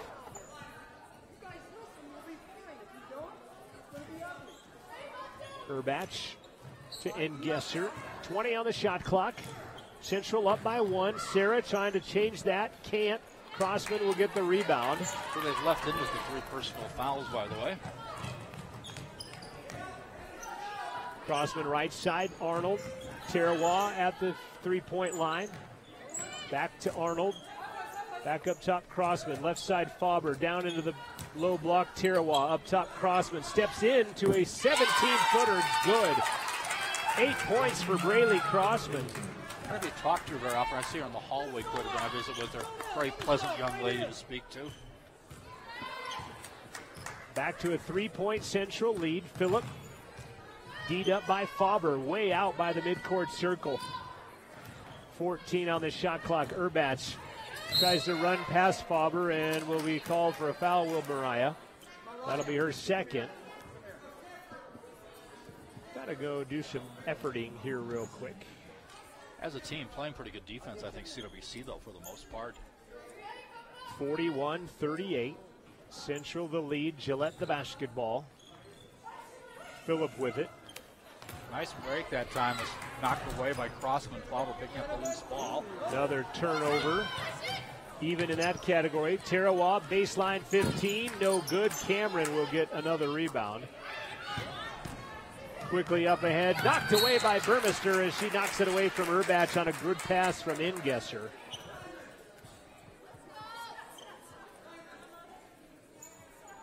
Really, Crossman has 8.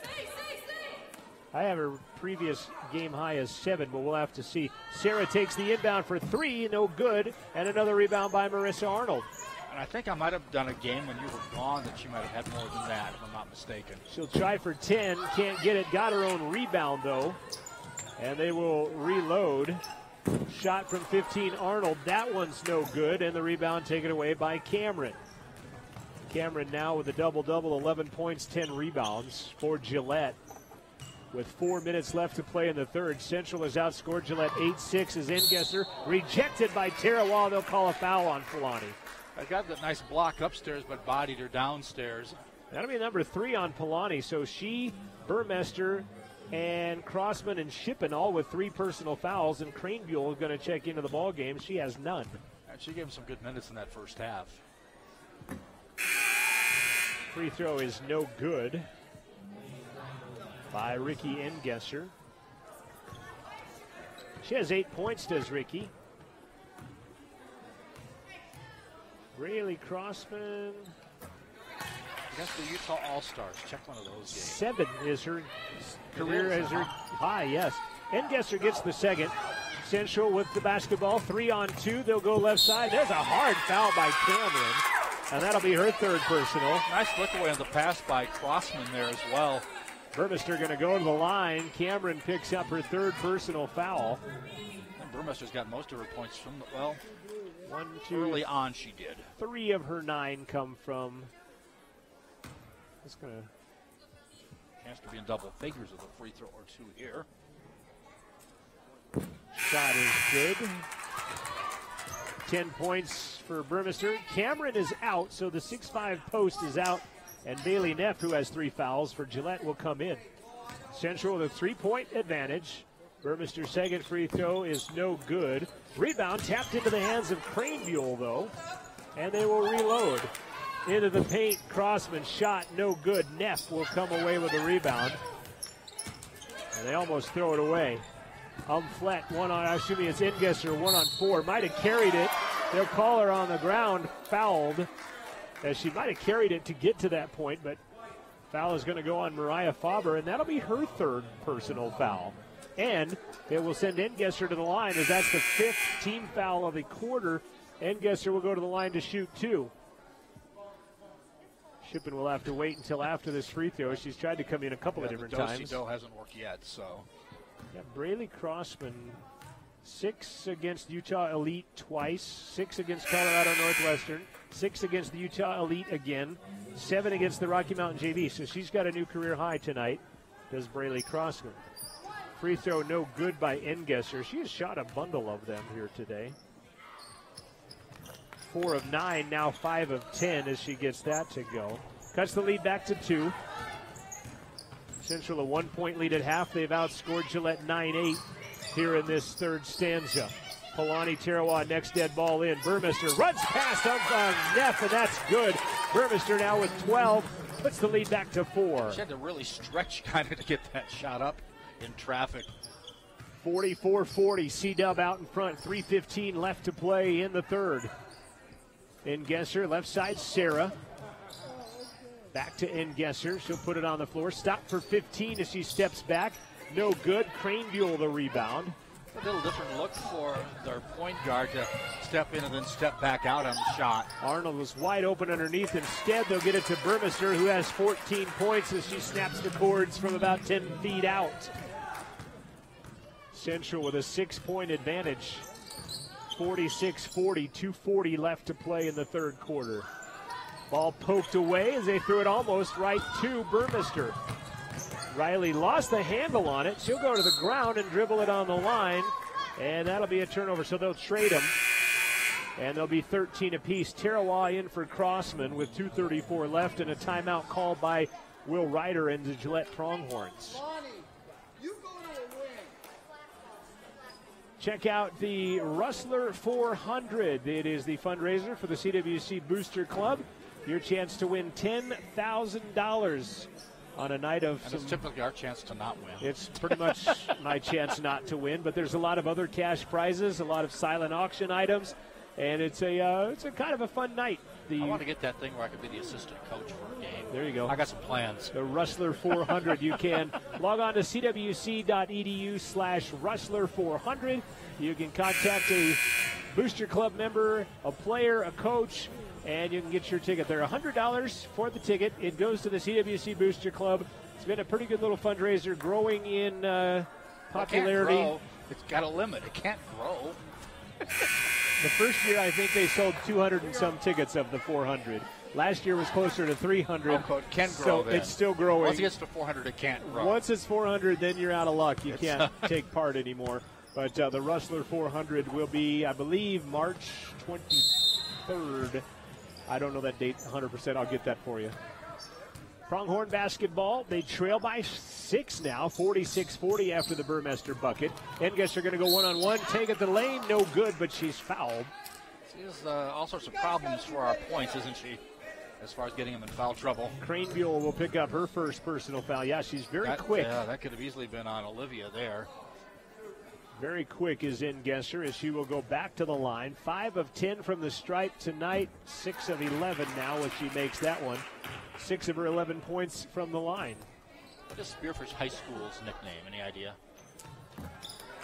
I knew it at one point, but you put me on the spot and I don't. Okay. Somebody will text that in, I'm sure. Yeah, our crowd's over in Spearfish are listening. Baseline, Arnold, 15, good. Marissa Arnold now with 12. Back to a 6-point lead. Spearfish, I believe, are the Spartans. Underneath, nice move by Phillip. The Spearfish Spartans. 1:48 left to play in the third. 48-44, Central the lead. They've extended a 1-point lead. Cranebuell underneath is going to be fouled by Engesser. And Ricky Engesser will pick up her third personal foul. Again, I like your aggressive offense. Rustler 400, by the way, is March 23rd, 6 p.m. right here. Cranebuell to the line on the third personal foul by Engesser. Cranebuell 2 for 2 from the stripe today. Free throw good to make it 3 for 3 and a 5-point Rustler lead.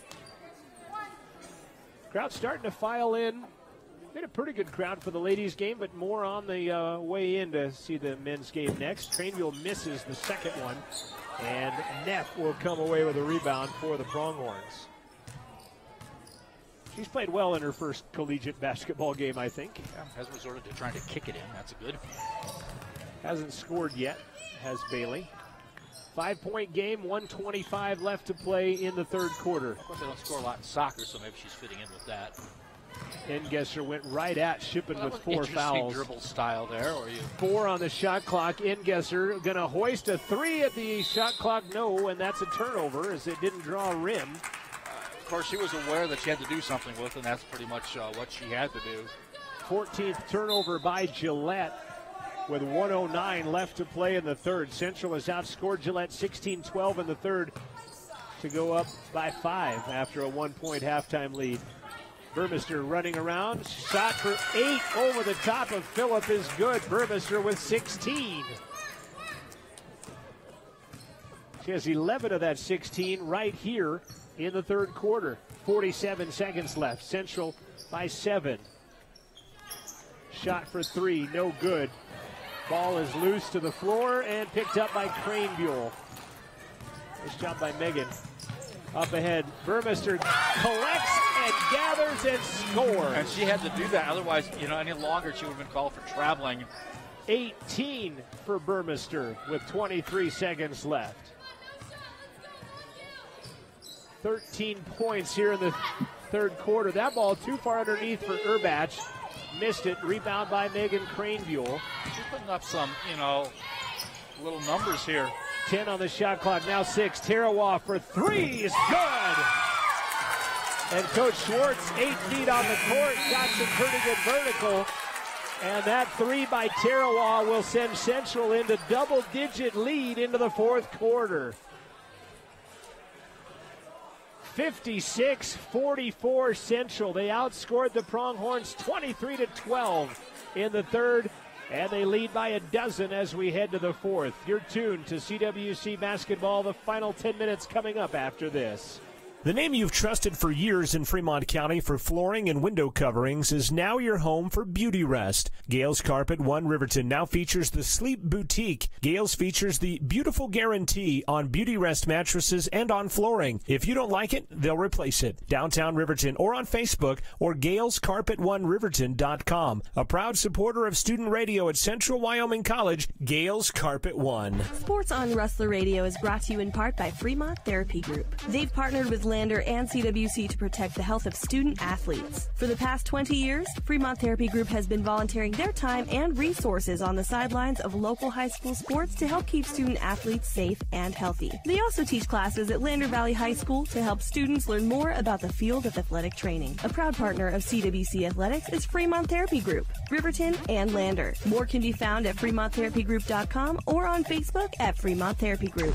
You're listening to Rustler Basketball on Student Radio for Central Wyoming College. Kalani Tarawa, three-pointer at the close of the third quarter, sends Central to a 12-point advantage as we head into the final stanza. Interesting for CWC, they've not been in this situation in a long time. Interesting to see how they play it out here. Central 10 of 21, 48% in that third. Gillette 3 of 14, 21% in the third. And another turnover, near turnover. Turnover, then a turnover again, actually, I think. Cameron's shot no good, but she'll go to the line after she's fouled. And the other nugget to it all, John, is CWC with all the foul trouble they've got here. Right. And they got to play through it through this quarter. Tarawa just picked up her fourth to amplify that point. Burmester with 3, Shippen with 3, Faber with 3, Crosman with 3. Tony Ann Cameron for Gillette has 3, but she is just hit the free throw. Zay Roberts will check in for Palani Tarawa. Cameron in a safe spot right now, and have to pick it up. Right. 12 points for Cameron, cuts the lead to 11. Second one is good. Pretty good free throw shooter at the 6'5 sophomore. What did you say, 57%? 57 coming in, but she is a smidge. 5 of 6 tonight. Raise that average. 58.5%. Burmester, baseline on Urbach. Throws it up. Zay has to tap it to Cranebuell. Should give it back up top. 10 on the shot clock. Cranebuell penetrates, dishes into the paint. Zay, she'll be fouled by Cameron. No call. Burmester with it. She'll spin. There's the foul. And Cameron will pick up her fourth. And shrugs her shoulders at her coach, and she'll pick up her fourth personal, and Burmester go to the line. How about the rebound by Burmester? Yeah, good stick-to-itiveness by the entire team there, really. Riley Burmester, 18 points. 13 of it came in the third quarter. Free throw, no good by Riley. Burmester, by the way, a 71% free throw shooter. A couple of percentages above the average of the team. Team right now 7 of 14 for the night, however. That one is good. Back to an 11-point Central lead, 9-10 left to play. Engesser, left side, Urbach, baseline Cameron, way out, guns it underneath to Neff. Neff tries to throw it back to Cameron. She'll gather it and score it. Well, I didn't think either one were going to hang on to that. They both did, and Cameron scores it. Right side, outside Burmester. Zay at the top of the key, into the paint. Cameron almost picked up her fifth as she kind of went over the back of Cranebuell. Urbach's going to be called for the foul. We got two teams maybe concerned about fouls right now. That's just the first one on Urbach, however. And to the line again goes Riley Burmester. Riley 5 of 8 from the charity stripe tonight. Sets, fires, count it. Back to a 10-point advantage, Central. 8:41 left to play. Second one, Riley, good as well as it snaps nylon. I think it's good, too, to get in that double digits, a little bit of a safety net as you're going, as you saw it off a minute and a half of this quarter. 59-48. Neff underneath, hits the basket, out of bounds. It goes. That'll be a turnover. 15 turnovers. Neff trying to go baseline out to Urbach on the three-point line. Hit the padding underneath the backboard. That's out of bounds as it bounces, and it's an 11-point Central lead. They've now got the basketball. And Gillette was in that press for just a little bit of the time. I thought that, maybe that's what they do coming out of the quarter. 3 girls of the 6 played 45 minutes of that Pioneer overtime game with Miles as Zay misses. Phillip comes away with a rebound. So I don't think conditioning maybe would be something. Well, those Pioneer women are really tough. They beat him by 5, 90-85 in that overtime game. Enough, not that day. Engesser one-hands it to Cameron, working on Zay. Ball batted away and out of bounds. It'll stay Pronghorn ball with 12 seconds left on the shot clock. CWC leading by 11 with 7:51 left to play in the ball game. Up top to Neff. Back to Philp, now Engesser. Shipping on her with 3 personal fouls. Engesser launching the 3. Back of the iron. High rebound goes up. Cranebuell will come away with it. She's been a factor since she's been in. She has played well tonight, has Megan Cranebuell. Megan 7 points, 9 rebounds, 3 for 4 from the charity stripe.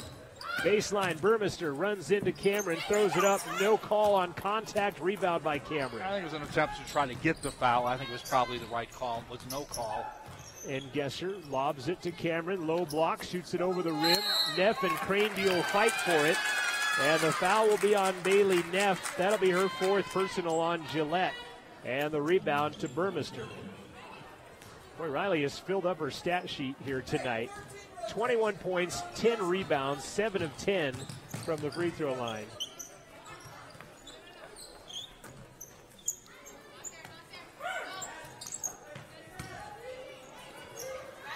Underneath, shot, no good. Zay Roberts, though, with an offensive rebound. Good offensive board by Zay. Inside of 7 minutes left to play. Crossman has that ball poked out of there, taken away by Engesser. One-on-one with Shippen, who's going to let her go by. And then at the last second, swipes at it and knocks it away. Dangerous with 3 fouls. Quick swipe, though, by Shippen, knocked it out of there. And if CWC holds on to win this would indeed be a team effort. Sarah and Umflett back into the ball game for Gillette. Arnold back in Crossman for Braley Crossman. I did it to you. Engesser gives it up top. Urbach, Burmester in her grill. Give it back to Engesser. Shut off on the baseline. She'll fire 15. Hits the side of the backboard. And then she will foul Burmester on the rebound attempt. That'll be 4 on Engesser. And 4 on the team, and a timeout called by Coach Ken Schwartz. And another 2 minutes have gone by since we said 8.5 to go. So this is, just keep squeezing it down. Central with an 11-point lead, 6:30 left to play in the ball game. Stay with us. More basketball is on the way. This is Rustler Basketball on 88.1. What's better than getting money for college? Well, it's getting money for college that you don't have to pay back. The scholarship opportunity for next year is now open online at cwc.edu/scholarships. Get your share of over $1 million worth of scholarships to attend Central Wyoming College. Scholarships can be based on your grades and cool stuff you've done, or how bad you need the money. Maybe just who you are, or maybe because of what you're going to be when you grow up. If you get started now, you can submit a great application and get your money for college now. Click Start Here online at cwc.edu/scholarships. Start now. It's that easy.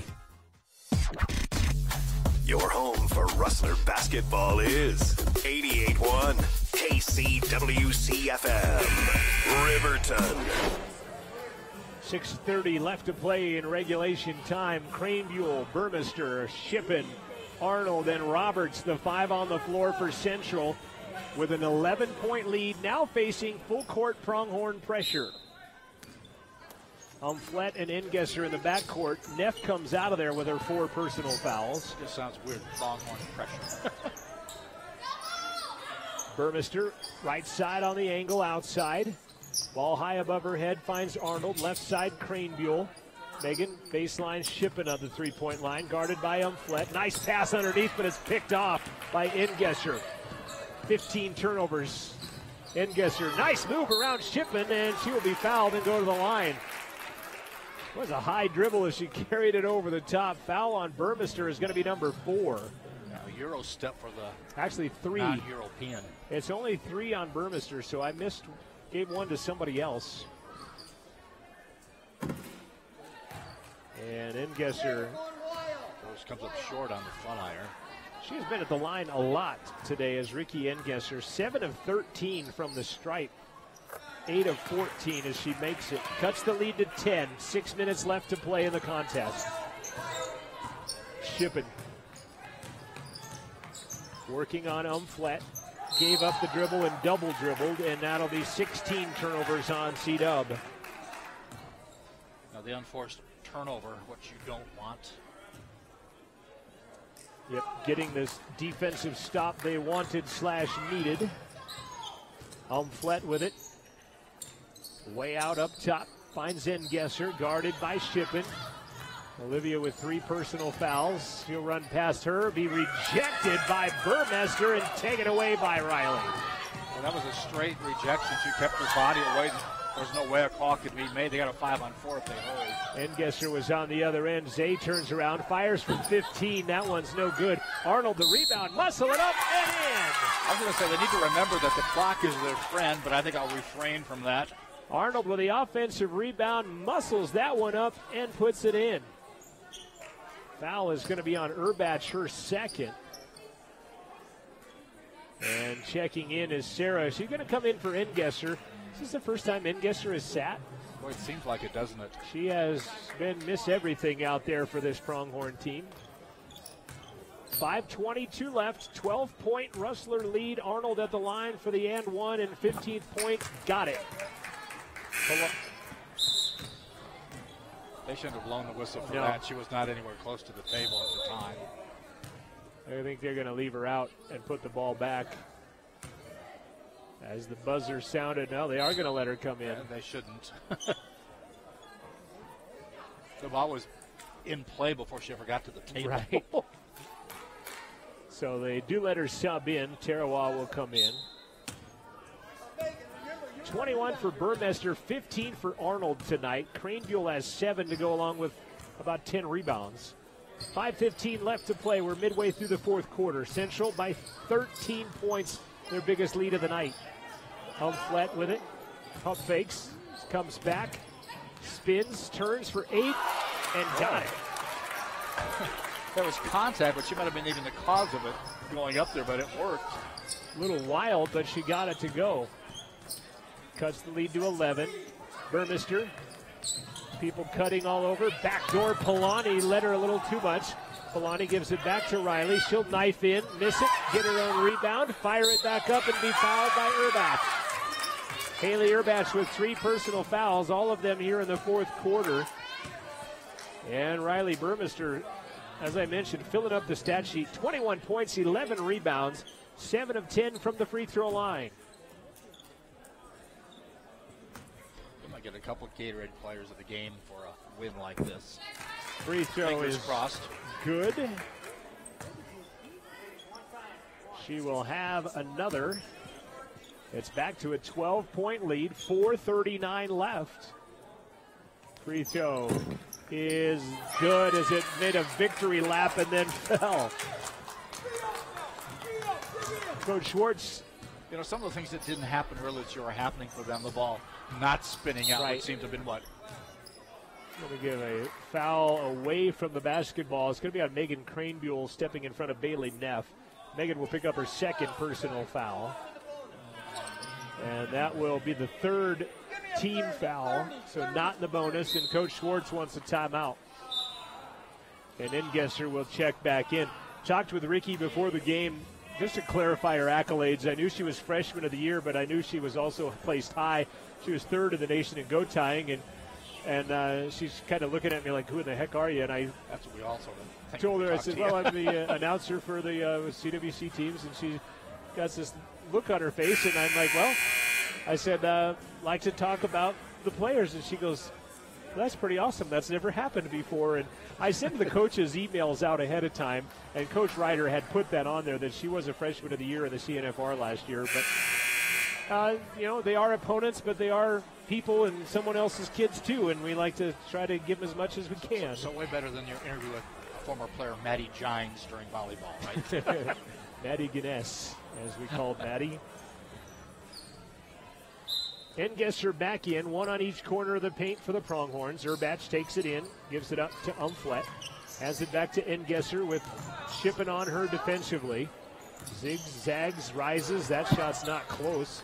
Rebound goes to the floor, picked up and put in by Sarah. Boy, that was like... She's been kind of quiet here in this ball game. That's her 6th point. As Shippen's going to be ridden down the lane by Umflett. That'll be her 2nd personal foul. 7th team foul at the line will go Olivia Shippen. Could be a long last 4 minutes plus here with the foul situation being what it is. Olivia is 5 of 8 on the season, 63% free throw shooting, and she cannot get the first. The team coached by her dad that her sister is on in Idaho is now ranked in the top 10 of the big class in Idaho out of Rigby. Second one, no good as well, and the rebound by Neff. So essentially a defensive stop by the Pronghorns. They still trail by 11, 4 minutes left to play in the contest. Cameron and Phillip will check back in next, dead ball for the visitors. Left side, outside, Sarah. One hand push to Umflett. They're down by 11 and using all of the shot clock. Umflett trying to work on Burmester, can't. Rebound. Body fake that she didn't fake with anybody, kind of just a shrug. Rebound by Tarawa. And Central back the other way. Shippen. Guarded by Engesser. Might have double clutched that. Away from the officials. Spinning Tarawa. Left hand as she moves in and scores it over Sarah. Tarawa with 11 now. Pretty play. 13-point lead Central, 3:15 left to play. Engesser underneath, scoop through 2 players, can't get it to go. It's going to be on Olivia Shippen. That'll be her 4th. You know, John, when you consider the quality of the opponent, etc., I think this is the best game they've played this year. And that, there's not to cheapen those other wins, but so many were against these elites that weren't that elite. Right. So Engesser cannot hit the first, and again, this is her 16th free throw attempt. They've shot 16 of 26 for the game, have the Pronghorns, and 16 of them, now 17. Never had a chance to mention that she was goat tying up the score either. Did not. There's a turnover, rebound, shot no good. Cranebuell battling. Shippen is hurt. Yeah, she's shaken up. Central got something in the eye, I with believe. Numbers as shot no good. Rebound by Urbach. And then a foul on Tarawa. She walked, one or the other. I thought she might have walked first. And that's going to be 5 on Palani Tarawa, if I am correct in my assumptions. I think you are. And it is.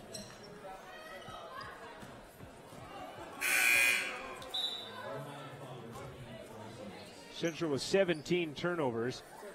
Olivia Shippen's going to come out. Faber in for her. 5 fouls on Tarawa. I think I heard her say, I can't see, is what I think I heard her say. Yikes. I remember when she got something in the eye.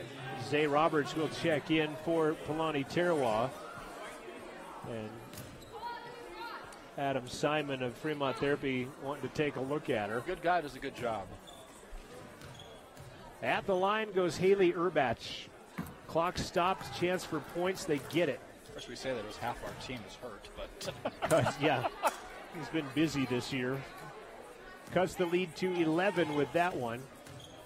Second one, Urbach on the way, no good. But the rebound tipped out, and Urbach going to end up with it. So big, Big offensive rebound. Ingesser lobs it up. Cameron taps it to herself. 2 Rustlers fell down, and Cameron the bucket. She's got 17. Like picking up the 7-10 split out there. Faber gives up the dribble. Ball batted out of the playing surface into the Bot Monument cheering section. A bad place to be bottled up there, but they'll get the chance to throw it in. 2:30 left. Central try to hang on. They have a 9-point lead. 2:30 left to play in the game. They have the basketball. Craneville and ticking to Zay, and a 3-second violation will be the 18th turnover by Central, and give it back to the Pronghorns. More and more crowd trickling into Rustler Gym, awaiting the 6th-ranked team in the country taking on your Rustlers next. 7:05 in the Mountain West. Ingesser runs past and then throws it away almost, but they'll lob it to Cameron. Back to Ingesser for 17, no good. Craneville the rebound. And then they will almost turn it away, turn it over again. Arnold does throw it away as he tried to pass up ahead to Craneville. Did that ball just like slip out of her hands? Slipped right out of her hands, it looked like. And now a timeout. Central, as I mentioned, trying to hang on.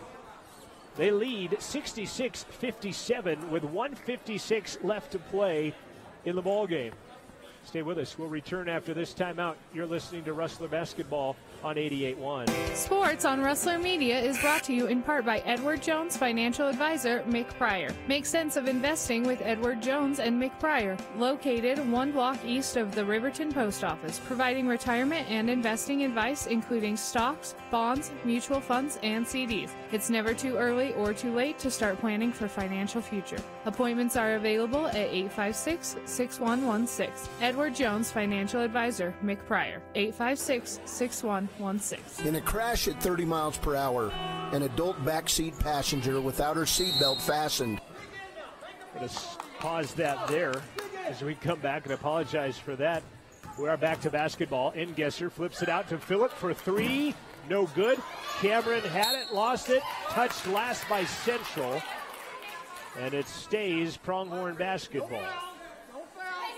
Fresh 30, but that's of no consequence with 1:45 left and a 9-point disadvantage. Phillip, top of the key. The big clock, more important than the little clock right here. Guarded by Arnold. Steps up to a 3 on the way, no good. Craneville another rebound. Gives it to Arnold. Zigzags through traffic, finds Faber with it. Right side Crossman back into the ball game. 1:25 left. Central content to just hang on to this for 28 seconds out of that 30. Craneville with 12 on the shot clock. Up top to Crossman. Now Arnold. Ball poked out of there by Ingesser. Taken away. She'll give it back up to Ingesser. Lay it up and missed it. And then Urbach and Faber will tie it up. The rebound, it'll be Central basketball. Wow. It's been that tie-up so important. Been that kind of night for Gillette as Ingesser had a pretty good look at a layup and couldn't get it to go. Also, it goes back to it's been a team effort if CWC can pull out a win here. Timeout on the floor called by the Pronghorns. Let's finish that commercial I had started for YDOT here a moment ago. Is thrown forward at a force of 3.5 tons. The weight of an elephant charging straight through the car. A killer on the loose. You're never safe in the back seat until you fasten your seatbelt. I'm so very sorry. This is Cody Bears with YDOT. A killer is a killer. Always belt up in the back seat. No seatbelt, no excuse. Central Wyoming College now offers a cosmetology degree. Reserve your spot for the spring semester in a new state-of-the-art classroom. Scholarships and grants can help you pay for the program and even live on campus. Courses are offered year-round, allowing you to finish faster. Become an esthetician, stylist, or nail tech in just 2 semesters, or a cosmetologist in only 4. Check out more at cwc.edu/Cosmo. Visit Rustler Central today to enroll in classes starting January 16th and start on the path you've always wanted to follow. This is Rustler Basketball from 88.1. 1:06 left to play. Central on the brink of their first Region 9 win. They lead 66-57. 9-point advantage. They've got full court pronghorn pressure in their face, and the name of 6'5" Tony Ann Cameron on the inbounder. Crosman lobs it into Arnold. They'll break the pressure. Burmester holds on to the basketball. Back out to Arnold. Ingesser. They're going to come out and foul Faber with 57 seconds left. Faber, 83% free throw shooter. But she's only shot 5 of 6 on the year, but she's hit 83% of those. Free throw is good. Wow.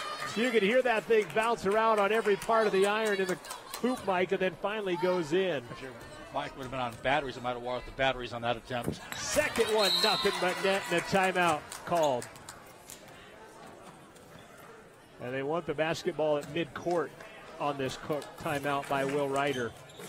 He was pointing at the stands for some reason, and then it dawned on me you can advance the ball out of a timeout. He wants to throw it in from out of the stands. Something like that. Keep up with the Rustlers with a flick of your finger. Check out the Rustler Athletics app, now available for download from the App Store on your favorite device. See schedules, get box scores, stay up to date with sports news on your CWC athletes. Search for Rustler Athletics in the App Store and download it today. Also, don't forget your home of Rustlers. It's the rustlerathletics.com website. Erbach will inbound it. 57 seconds left.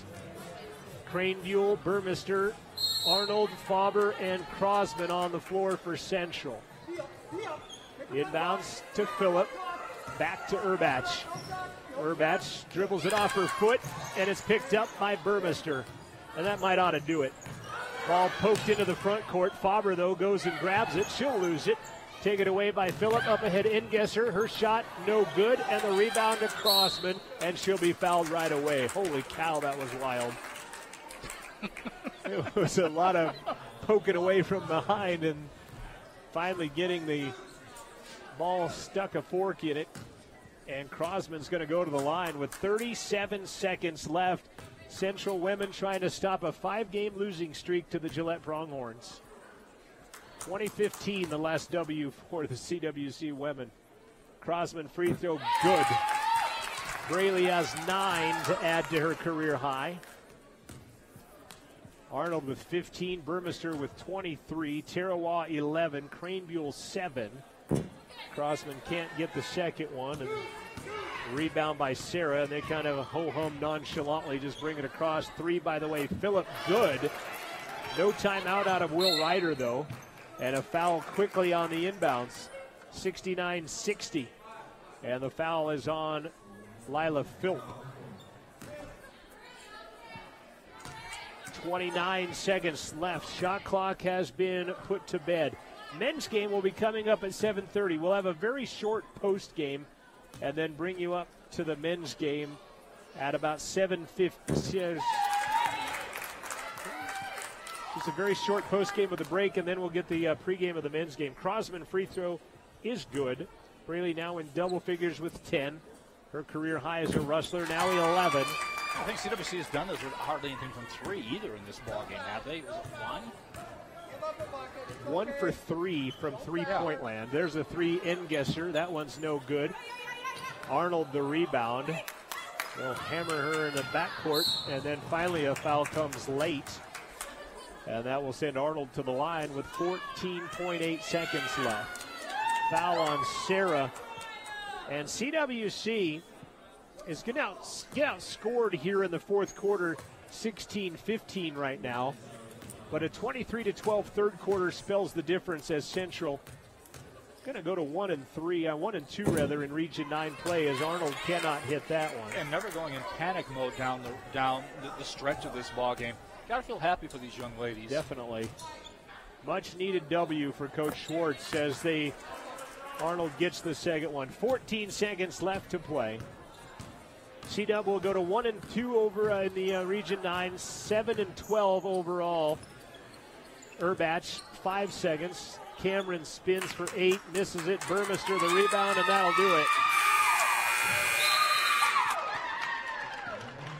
Central Wyoming College ladies victorious.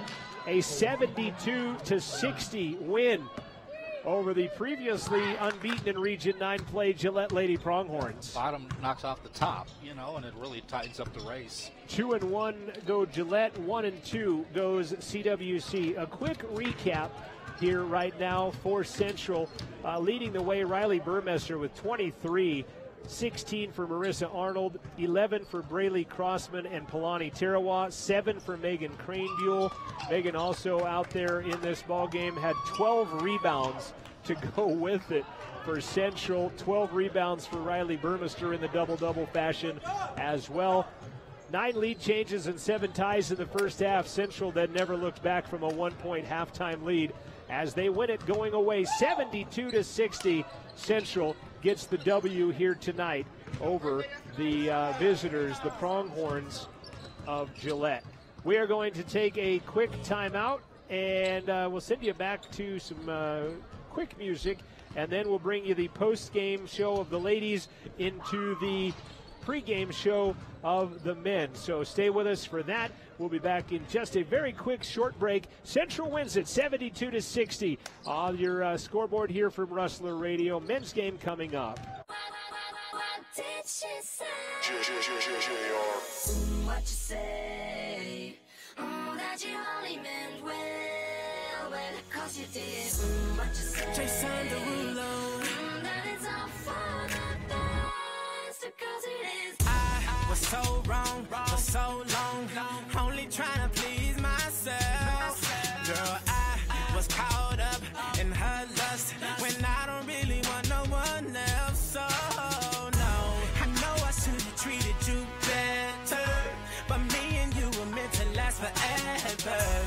So let me in, give me another chance to really be your man. Cause when the roof caved in and the truth came out, I just didn't know what to do. But when I become a star, we'll be living so large, I'll do anything for you. So tell me, girl, what you say? That you only meant well, cause you did. What you say? What you say? What you say? That it's all for the best, because it is. What you say? That you only meant well, cause you did. What you say? What you say? What you say? What did she say? How could I live with myself, knowing that I let our love go? And ooh, what I do for one chance, I just gotta let you know. I know what I did wasn't clever, but me and you were meant to be together. So let me in, give me another chance to really be your man. Cause when the roof caved in and the truth came out, I just didn't know what to do. But when I become a star, we'll be living so large, I'll do anything for you. So tell me, girl, what you say? That you only meant well, cause you did. What you say? What you say? What you say? That it's all for the best, because it is. What you say? That you only meant well, cause you did. What you say? What you say? What you say? What did she say? Girl, tell me what you say. I don't want you to leave me, though you caught me cheating. Tell me what you say. I really need you in my life, cause things ain't right, girl. Tell me what you say. I don't want you to leave me, though you caught me cheating. Tell me what you say. I really need you in my life, cause things ain't right. Cause when the roof caved in and the truth came out, I just didn't know what to do. But when I become a star, we'll be living so large, I'll do anything for you. So baby, what you say? What you say? That you only meant well, of course you did. What you say? What you say? What you say? That it's all for the best. Oh, well, of course it is. What you say? That you only meant well, of course you did. What you say? What you say? What you say? What did she say? Enough is enough. If you drink, don't drive. Drunk driving isn't cool and may be fatal. When you gamble with safety, you bet your life. You lose, you cruise, you lose. Enough is enough. Enough is enough. Enough is enough. Enough is enough. Safety starts with all of us. This is Howard Brown. This broadcast has been brought to you in part by the Wind River Intertribal Council's Department of Transportation, paid for with Tribal Transportation Program safety funds. The following is a presentation of Rustler Media. Rustler Basketball is brought to you in part by the CWC Booster Club and the generous underwriters of Rustler Radio that you'll hear throughout the broadcast. Now, back to Rustler Gym. Here's John Gabrielson and Joel Kindle. Welcome back to Rustler Gymnasium as the place is starting to fill up as we get ready for the men's game of the doubleheader tonight. And the congratulations, first of all, to head coach Ken Schwartz and the Lady Rustlers as they emerge victorious with a 72-60 win over the Gillette Pronghorns tonight. Again, leading the way, Riley Burmester, 23 points. Unofficially, I had her for double-digit rebounds. The score sheet has her for 9. Marissa Arnold, 16 points, 12 rebounds. Megan Cranebuell, 7 points, 13 rebounds in this ball game.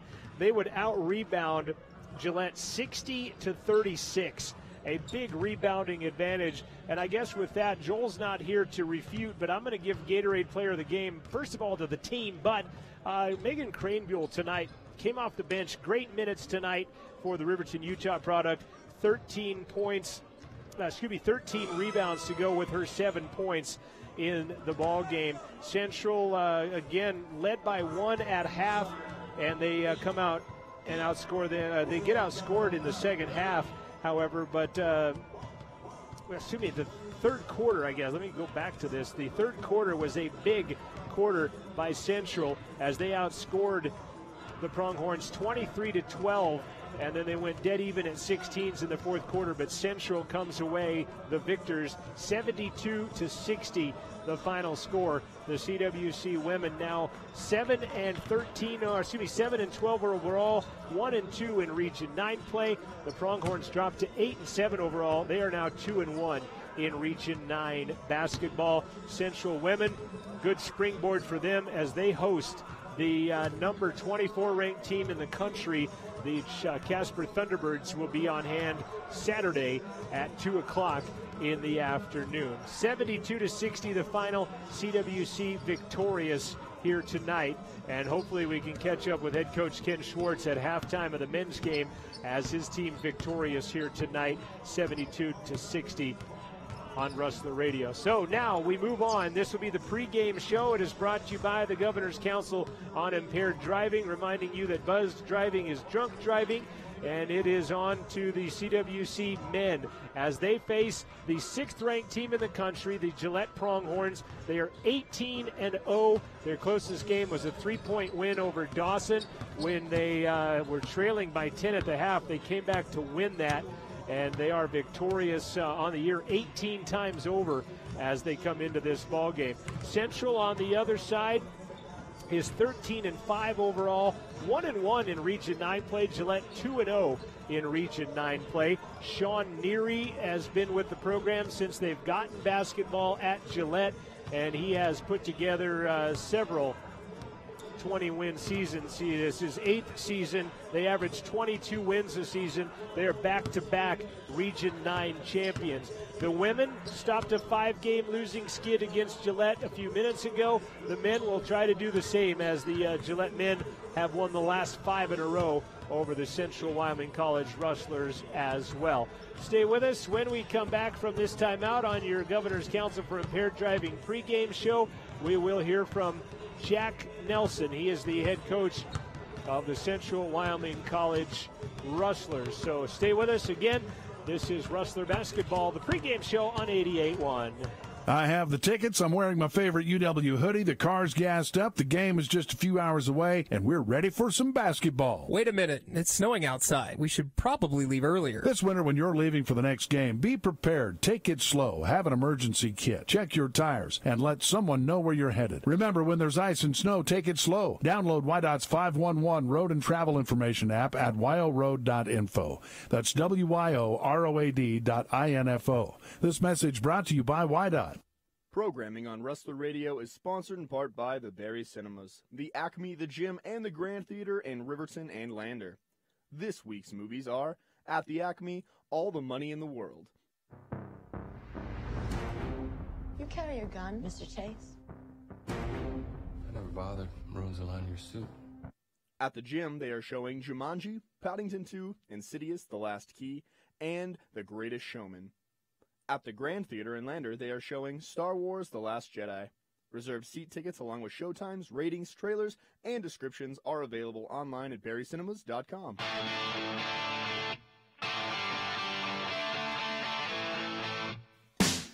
Back to the pregame show on Rustler Radio. Brought to you by the Governor's Council on Impaired Driving. Reminding you that buzz driving is drunk driving. Back on our Rustler Radio pregame show, talking with head coach Jack Nelson, and go back to last weekend, I guess, the split. Sheridan kind of got out on you early, then pretty much played even after that. You guys kind of distanced yourself from Powell a couple of different times and let him reel back in, but to go 1-1 on the road, and I guess how you thought your team played overall. If we go all the way back to Sheridan, I don't think we played well at all, even a little bit. Obviously really bad start that game. And then, like you said, pretty much played even with them the rest of the half. And then the second half, it's really tough battling down whatever we were, 16, 18 points. And that's why you can't dig yourself a big hole like that against really good teams. And we've, hopefully we learn from it and we can move on and get better. And, but then even at Powell, like you said, we kind of stretched it out a little bit and then gave it back and stretched it out and gave it back. Our biggest challenge is finding some consistency really on the defensive end of the floor. We've been pretty consistent all year long with our offense, and I've told our guys a bunch of times I'm not worried about us scoring points. Knock on wood, we'll probably roll out and score 50 tonight, but hopefully that's not the case. But we've typically been able to score the ball. It's just whether or not we're completely locked in. All five guys at all times on the floor being completely locked in on the defensive end. Couple of ways to look at this. You've got a team that's undefeated, ranked 6th in the country coming in. Some people would relish that underdog role and want to go out blazing, and others be beat before the ball's even tipped off. How have the kids approached this and the opportunity that they have tonight against this basketball team, who they have played very well against here in this gym historically the last 2-3 years? I think we just see it as another opportunity. I mean, it's another opportunity to play a really good team. We've had a couple of those this year, and we've not fared well as far as getting a win, but we've played well, and we've done some good things and stuff like that. So it's another opportunity. It's on our home floor. We've for the most part protected our home floor pretty well, with the exception of that Western Nebraska game. And like you said, we've played well against these guys here, and so I think they're excited. I hate to give you the coach speak like it's just another game, but it is. It's the third game of sub-region play, and it's Gillette, and I know that they'll be there at the end of the season, probably towards the top of the conference standings, and if that's where we want to be as well, then we need to come out and have a good showing. And honestly, for me, I just want to continue to get better, and that's what we've been preaching a lot with our guys is, just continue to take steps forward, and if we do that, then at the end of the year we can look back and that'll be our measure of success. So regardless of the outcome tonight, I just want to put on a good show and move closer to, like I said, becoming a more consistent team on both ends of the floor.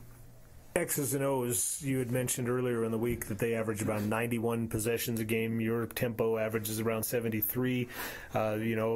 You talked about also not digging a hole, so I think, controlling that tempo is going to be paramount for your guys. Yeah, and obviously I've talked about our defense a lot, and having a younger team. I mean, we do have a couple of veterans that played a lot of minutes for us and have played a lot of basketball, but we also play a lot of guys that this is their first taste of college basketball, and part of learning the game is understanding that our offense will determine how difficult it is on defense sometimes. I mean, sometimes when teams are on a run like that, they've scored 6-8 points in a row, and that's when we need to make sure we really work for a great shot and really control and get the best shot for our team, and not necessarily just a shot that I personally can make. And that, once we can kind of learn that, and we've been spending a lot of time watching film and talking about that kind of stuff, so hopefully we're taking steps forward with that. But once we can learn that, then I think the defensive end doesn't become easier, or doesn't become easy, but hopefully easier, I guess is the best way to put it. Concussions, some other things. I know we're down one on the roster. How healthy are we? What do we look like coming into this weekend? I believe everybody is able to play, and so we don't have anybody not suiting up or not dressing.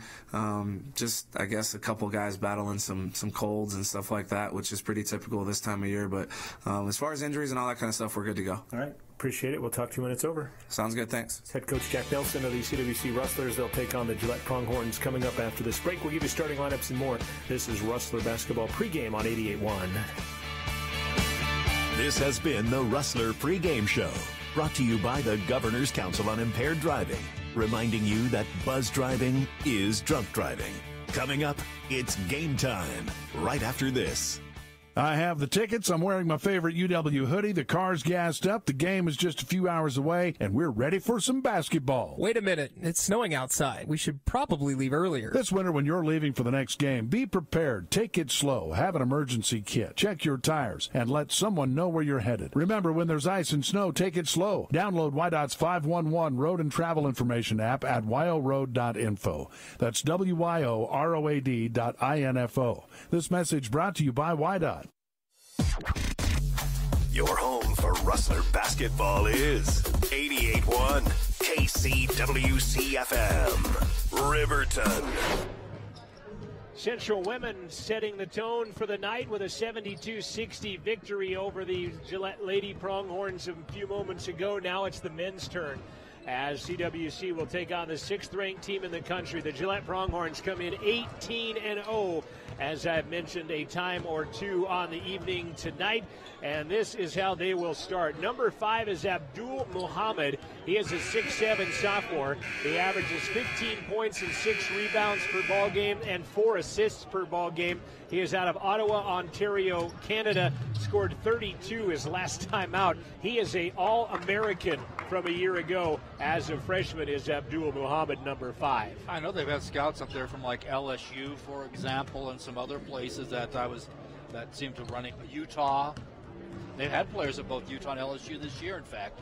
Trent Williams, number 12, a 6'3" sophomore, averaging 14 and 6. He also averages 9 assists per ball game, with 3 steals out of Houston, Texas, Trent Williams. Edwin Judy, a 6'7" sophomore, averages 14 points and 12 rebounds out of Montreal, Canada. He wears number 14. Richard Brown, a 6'7" sophomore, wears number 15. He averages 11 points a game. He is out of Houston, Texas. And also getting the start, Kenny Jackson, the 6'3" redshirt sophomore out of Wheatland, Wyoming, the son of former NBA star Bobby Jackson, number 24. I knew him as Kendrick Jackson when he played at Wheatland, but goes by Kenny Jackson now. He will be your starter. And their leading scorer comes off the bench. Ted McCree wears number 4. He averages 18 a game. Now, you're thinking, man, they all average double figures. Yes, 8 of the 9 on the roster average double figures. Amir Johnson, number 3, their point guard, averages 6 points a game out of Los Angeles, California. Interesting, too, they've got 2 players from Texas on this team. I noticed they're both from private schools in the Houston area. And there's been a big change in Texas where private schools could not play for state championships with the publics, and that changes this coming year, by the way. Interesting, yeah, as Trent Williams and Richard Brown both out of Houston, Texas. Sean Neary in his 8th season, again 18-0, 2-0 in the conference. Would not say if this was his best team. He kind of hedged on that. He said it's one of them. Gillette is 5-11. Central is 5-11 against Gillette. They've won 5 in a row. Last Central win, 2015, January 9th. They are assisted, Coach Neary assisted by Tony Shamber, Lander High School graduate. Spent some time in Wheatland in high school. Spent some time on the UW coaching staff. Didn't you tell me Nebraska coaching staff at one point? Nebraska's coaching staff also played at Sheridan College and I think Shadron for a bit as well. So it's I'm not going to say a checkered past, but he's been around coaching. Central coming off a 90-85 win over Northwest College in Powell on Saturday. Iggy scored 16 to lead the way.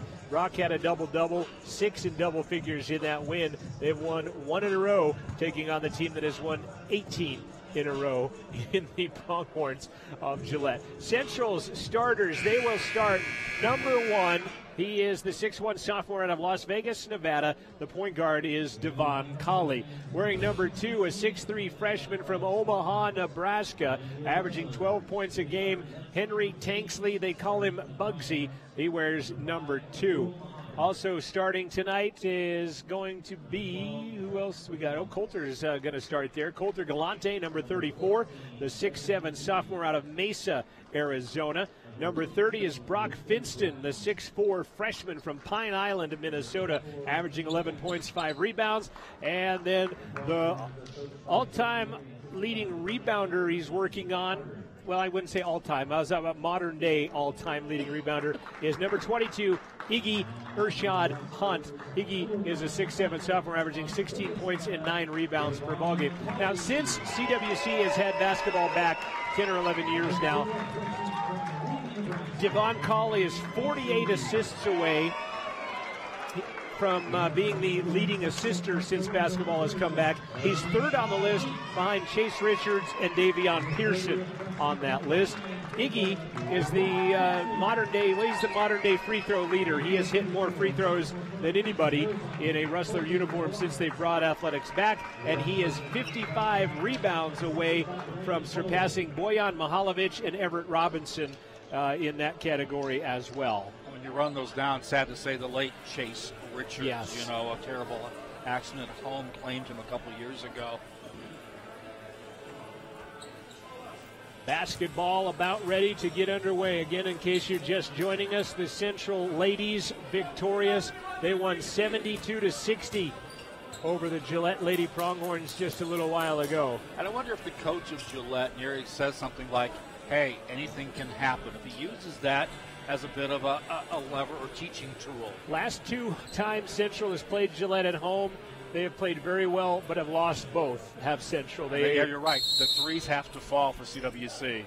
Tap is a terrible toss that, well, I wouldn't say it's a terrible toss, but terrible jumping might have been terrible pretty bad. Timing on the jump between Richard Brown and Iggy Hunt, as that ball will be tapped into the backcourt. Finston will hand it to Colley. I think I stole that tip as well. We are back at basketball. Central in their home grays, black numbers, orange trim. Galante for 3. That one's no good.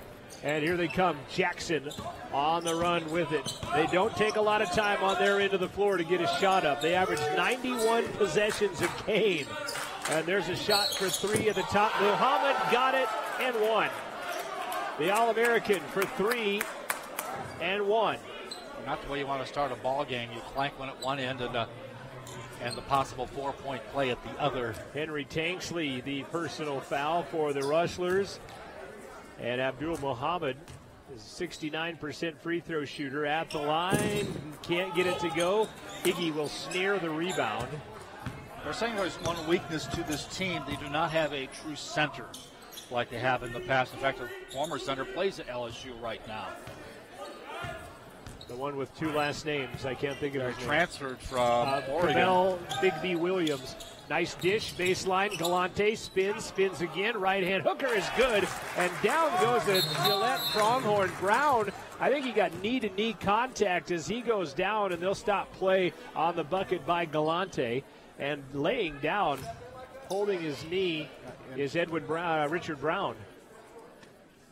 He is up and on his own here. I think he just got cracked knees with Holder. The knee is something you don't mess with, of course, as you know, you hear about them all the time. 3-2. Trent Williams with a basketball as Edwin Judy now has it. Left side, Muhammad. He'll find it outside to Judy for a three. That's no good. Colley, the quick rebound. Coach yelling tempo at his team. They want to take the air out of this a little bit and not try to run with the Pronghorns. That's kind of tough to do when that's not your nature. Right. Finston down low to Galante, guarded by Judy. Back up top, Colley. 10 on the shot clock. Devon keeps it on a string, kicks it out to Coulter. Finston working on Downing. Double clutch at the buzzer. Tanksley in and out, stays out. Rebound though, Hunt, and we'll give it to Central. That was a good-looking three for a 1-second shot on the way by Tanksley. And of course, by hitting rim, it means you could keep playing it. Colley will trigger the inbounds. He'll find Tanksley wide open 8-footer. He missed it, and the rebound comes to Muhammad. There's some athleticism out here for both teams. They play above the rim for sure. Driving the lane, Williams tries to jam it. Can't get it to fall, but he will be fouled. And the foul on Devon Colley will be number 1 on DC, number 2 on CWC. And to the line, Trent Williams for the Pronghorns. Williams, 66% free throw shooter. Free throw number 1 on the way is good. And it's a 4-2 Gillette lead. We've played almost 2 minutes, and it's only 4-2. They have scored 100 points or more in, I think, 7 of their last 9 games, including 147 against Little Bighorn last week, in which they scored 93 in the second half. Second free throw good by Williams, 5-2. Little full court pressure. Finston guns it up ahead to Galante. He'll hand it back to DC. Alley-oop down to Iggy. He'll be fouled underneath, as moving in underneath it was Edwin Judy. That'll be number 1 on the Pronghorns. And it will be Central basketball underneath their own window with 20 on the shot clock. 18 minutes left to play. Finston on the inbound for 6 off glass is good. Nice play, Brock. Double-double last time out for Finston was the high scorer at Sheridan in the loss. Judy to Jackson. Hands it back out top to Muhammad. The All-American drives. He'll be stripped by Tanksley, and a late call comes in. What he does is he kind of just throws his body and his arms out there, and he, begs the call, gets the call. Late call, and it will send him to the line as Muhammad gets bailed out by that call. Marquise White will check in for Central after this free throw. Marquise, a 6'3" freshman out of Anchorage, Alaska. Free throw on the way is no good by Abdul Muhammad. And again, Gillette's leading scorer comes off the bench in Ted McCree, and he has not yet subbed in. Mike Downing came in for Richard Brown, who left with a knee injury. Second free throw is good by Muhammad. He's got 4. It's 6-4.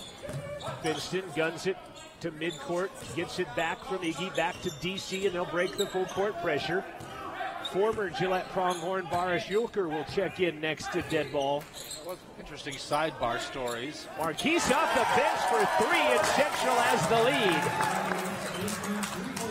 Boy, how about coming in cold and knocking down your first trifecta, Marquise White. But interesting, the last 2 possessions, they did really not use any clock. Kendrick Jackson for 3, no good. Pokes the rebound into the hands of Downing, and he will jam it home. Boy, I thought Coach Jack wanted an over the back. I thought he should have got it as well on the tap by one of the Pronghorns. Now, typically the tie comes off later, and he was ready to take the tie off when he started this game. Jackson with a steal is going to be fouled at midcourt by Devon Colley's. That'll be number 2 on Devon. So Devon and Henry with the 4 fouls on the board for Central right now. In the NBA, that'd be the clear path foul where you would, be called there. Substitutions, Anthony Johnson in. Jamison Washington going to check in for Central. Certainly impacting your guard line, the fouls. Who else came in? Ted McCree has come in as well. He's number 4. They're, like I said, their leading scorer. 3 on the way at the top. No good. And that'll be a foul immediately whistled by Anthony Johnson, who tried to poke that one out. And Central will get the basketball. Gillette leading 8-7, 16:45 left to play in the first half. Jamison Washington guarded by Jackson, as Brown will come back in next dead ball. He left with that knee injury. Marquise gets free for another 3. That one's no good. Yulker will get the rebound, and he'll be called for the foul, however. Morris Yulker will get the foul, his first, and Gillette the basketball. Mike Downing will check out as Brown checks back into his place. Media timeouts come at the 15, 10, and 5 mark. At the top, Brown with it. Hands it to McCree. Long 3 on the way. No good. Boris Yulker the rebound for Central. Gillette right now is 1 for 4 from three-point land. Jamison dishes underneath to Brock Finston. Double teamed in traffic. Steps out. Gives it to Iggy. Iggy will drive the lane. Left-hand runner. No good. Brown the rebound. Quickly back the other way come the Pronghorns. Central back on defense. Jackson might have traveled with it. Flips it outside to Williams for 3. No good. And Hunt the rebound. You can see the tempo that they like to play as we've been up and down the court a couple of times in quick succession. You see Coach Nelson reining in his troops as they go down court. A reach foul, a silly reach foul on Ted McCree will be the first of McCree. Third team foul as Galante will check in and give Iggy his first break. Couldn't squeeze out another 38 seconds to get him to the media timeout, but Yulker hands it to J-Mo. They leave him wide open. The lefty for 3 is no good, and the rebound pulled down by Trent Williams. Of course, you got to have the stoppage in play to get that media timeout, too, though. Williams outside. Long 3. McCree is good. He's got range to see why he's got 18 points a game. It's 11-7 Gillette, 15-15 left to play. Finston to Yulker. Backdoors Marquise through his hands out of bounds. Turnover Central. Well, the idea is certainly good. I don't have Gillette with a turnover as of yet, and only 2 on Central. 15:08 left in the first half. Gillette 43% from the field. McCree another long 3, and he'll drain another one. Third 3 of the game for the Pronghorns. Media timeout will come on the next dead ball. Finston into the paint to Boris Yulker. Scoops it around and hits Colter Galante in the face. That'll be a turnover, and it's taken away by Abdul Muhammad. Iggy will come back in next dead ball. Trent Williams, guarded by Galante, gets a pick. He'll penetrate. He'll run over Marquise, and that'll be an offensive foul. As Trent Williams will get the foul, and we'll see a media timeout. 14:34 left to play in the first. We've saw 2 lead changes, but it's been Pronghorn since then. 14-7 Gillette. 14:34 left to play. Timeout on the floor. We'll be back after this on Rustler Basketball on 88.1. What's better than getting money for college? Well, it's getting money for college that you don't have to pay back. The scholarship opportunity for next year is now open online at cwc.edu/scholarships. Get your share of over $1 million worth of scholarships to attend Central Wyoming College. Scholarships can be based on your grades and cool stuff you've done, or how bad you need the money. Maybe just who you are, or maybe because of what you're going to be when you grow up. If you get started now, you can submit a great application and get your money for college now. Click Start Here online at cwc.edu/scholarships. Start now. It's that easy. You're listening to Rustler Basketball on Student Radio for Central Wyoming College.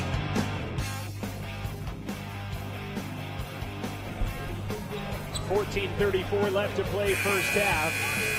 6th-ranked Pronghorns 14, Rustlers 7. White, Jamison, Galante, Finston, and Hunt, the 5 on the floor for Central. Jackson, McCree, Brown, also Muhammad, and who's the other one? Judy is out there. Finston back to Galante underneath. He'll wrap around underneath too far. Ball is loose on the floor and picked up by Muhammad. Quickly back the other way. Jackson launching a three. Muhammad. That's good. 4 threes for the Pronghorns early on. Muhammad's got 2 of them. He's got 7 points. It's a 10-point Gillette lead. Well, they are a launching pad, aren't they? Yeah, they are very athletic. Play above the rim. Finston down the lane, leans in, fades away from 6, missed it as it was adjusted, and Judy the rebound. Certainly altering shots, you know, they were altering Iggy shots even earlier. Muhammad to Judy to McCree, thought about a 3, runs up, rises from 17 and gets it. McCree off the bench has 8. 19-7. It's been an 11-0 run since they led 8-7. Iggy, ball on the low block, bodying in, flips it to Finston, now to Jamison. He'll run past Jackson, back up top, bad pass Finston, can't get a shot off. 6 on the shot clock. Jamo, lob down low to Finston, lay it up, no, but he's fouled by Richard Brown. That'll be his first. Got a good possession out of it at the end at least. To the line will go Brock Finston. Brock is 70% free throw shooter. Central as a team, 71%. Finston free throw is no good. Yikes, need to have those. That's one of the few shots you're going to see without a hand in your face. Right. Finston will get the second one, however, and Coulter Galante will check out as in his place Boris Yulker will come in. I have to think the bench will be very important, too, because of the speed of the ball game. Gillette only with 9 players, 4 of the bench variety. Jackson for 3, no good. Finston knifes through and pulls down the rebound. Central getting a stop defensively. Marquise down the lane, left hand, can't get it to go. Finston the rebound, put back up, that's no good. And the rebound pulled down by the Pronghorns. Pump fake, McCree for another 3, why not? His 3rd of the night, he has 11 points, and he's played about 5 minutes of the ball game, if that. It seems like he's shooting layups from 25 feet away. 22-8. Marquise, left side, Finston. Brock hands it to Jamo. Washington working on Judy, gives it underneath to Iggy. He'll be in traffic, but he'll get it to go. First bucket of the ball game for Hunt. Yeah, stops the bleeding temporarily. Cuts the lead to 12 with 12. There's McCree again for 3. He is mortal. No good. Finston had it, can't control it. Jackson ends up with it. They try to alley-oop, and they'll throw it away. First turnover of the ball game for the Pronghorns comes at the 11:48 mark. Trent Williams into the ball game. Jackson will come out. Judy will come out. Also back into the ball game comes Abdul Muhammad, the All-American. 11:45 left, 22-10. Pronghorns the lead. Finston to Marquise White.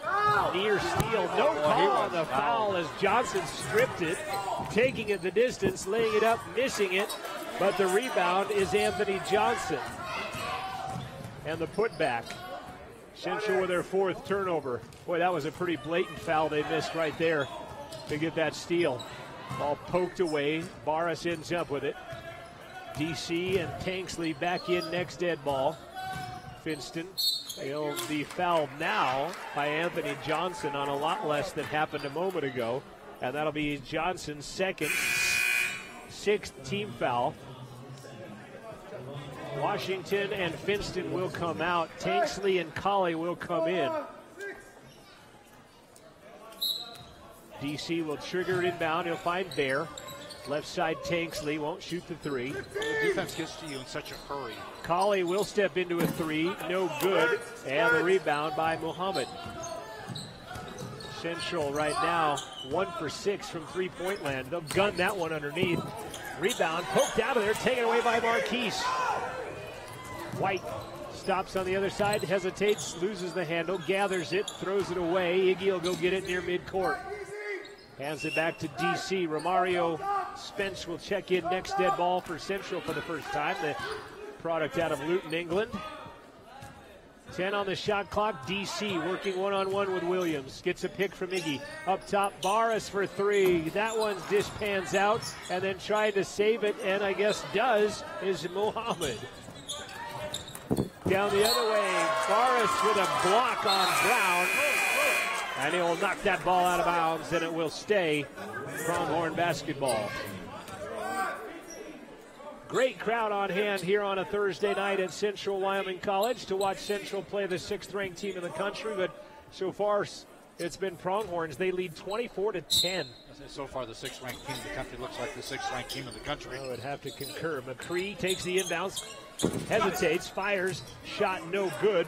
Boris Yulker will take the rebound down.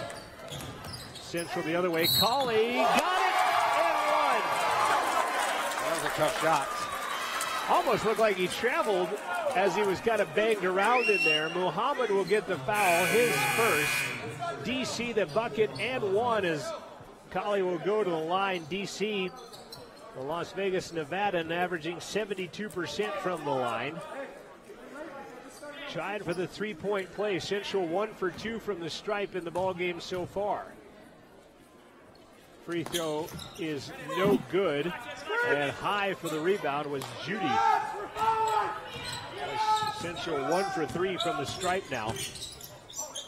Trent Williams to Edwin Judy. Gives it back out to Muhammad.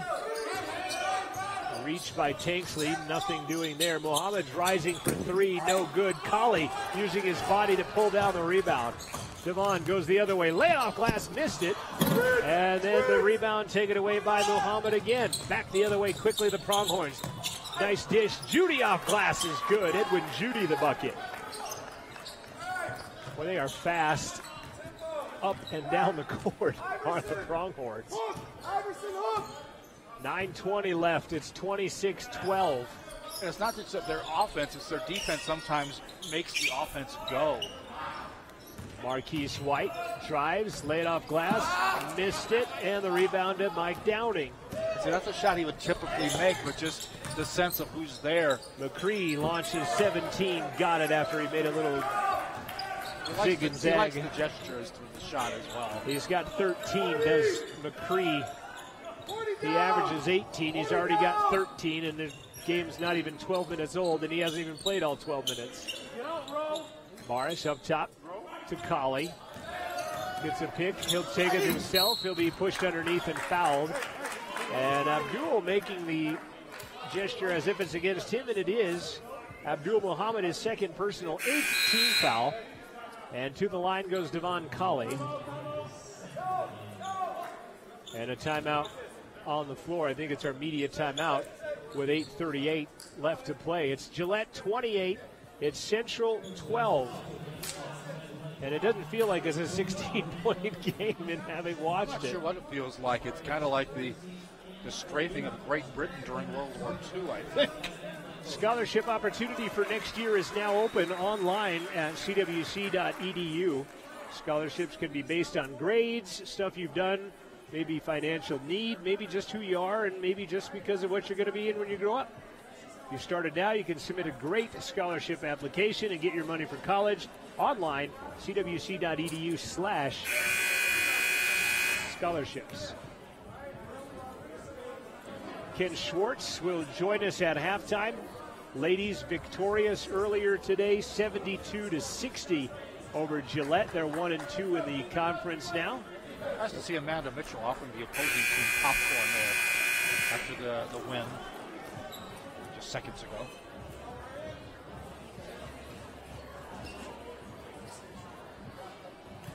.38 remaining. Jamison and Finston will check in after these free throws by DC as they get the stop and play on the media timeout. Colley will shoot a pair. He missed one just a moment ago. And And he will get that one to go. You think, too, you going up and down the court, you know, it's going to affect your shooting as well. Finston in, Tanksley out. Second one on the way. DC is good, and now he will exit as J-Mo will check in for him. 28-14, Gillette Scott Central doubled up with 8:35 left to play in the first half. Trent Williams guarded by Washington to Judy, hands it to Jackson back into the game. He'll spin it out to McCree for three, and he'll drain his fourth of the game. 16 points, Ted McCree. 31-14. He has more than Central does right now. Iggy baseline. Judy comes out on him. Jamison left side at the hash to Finston.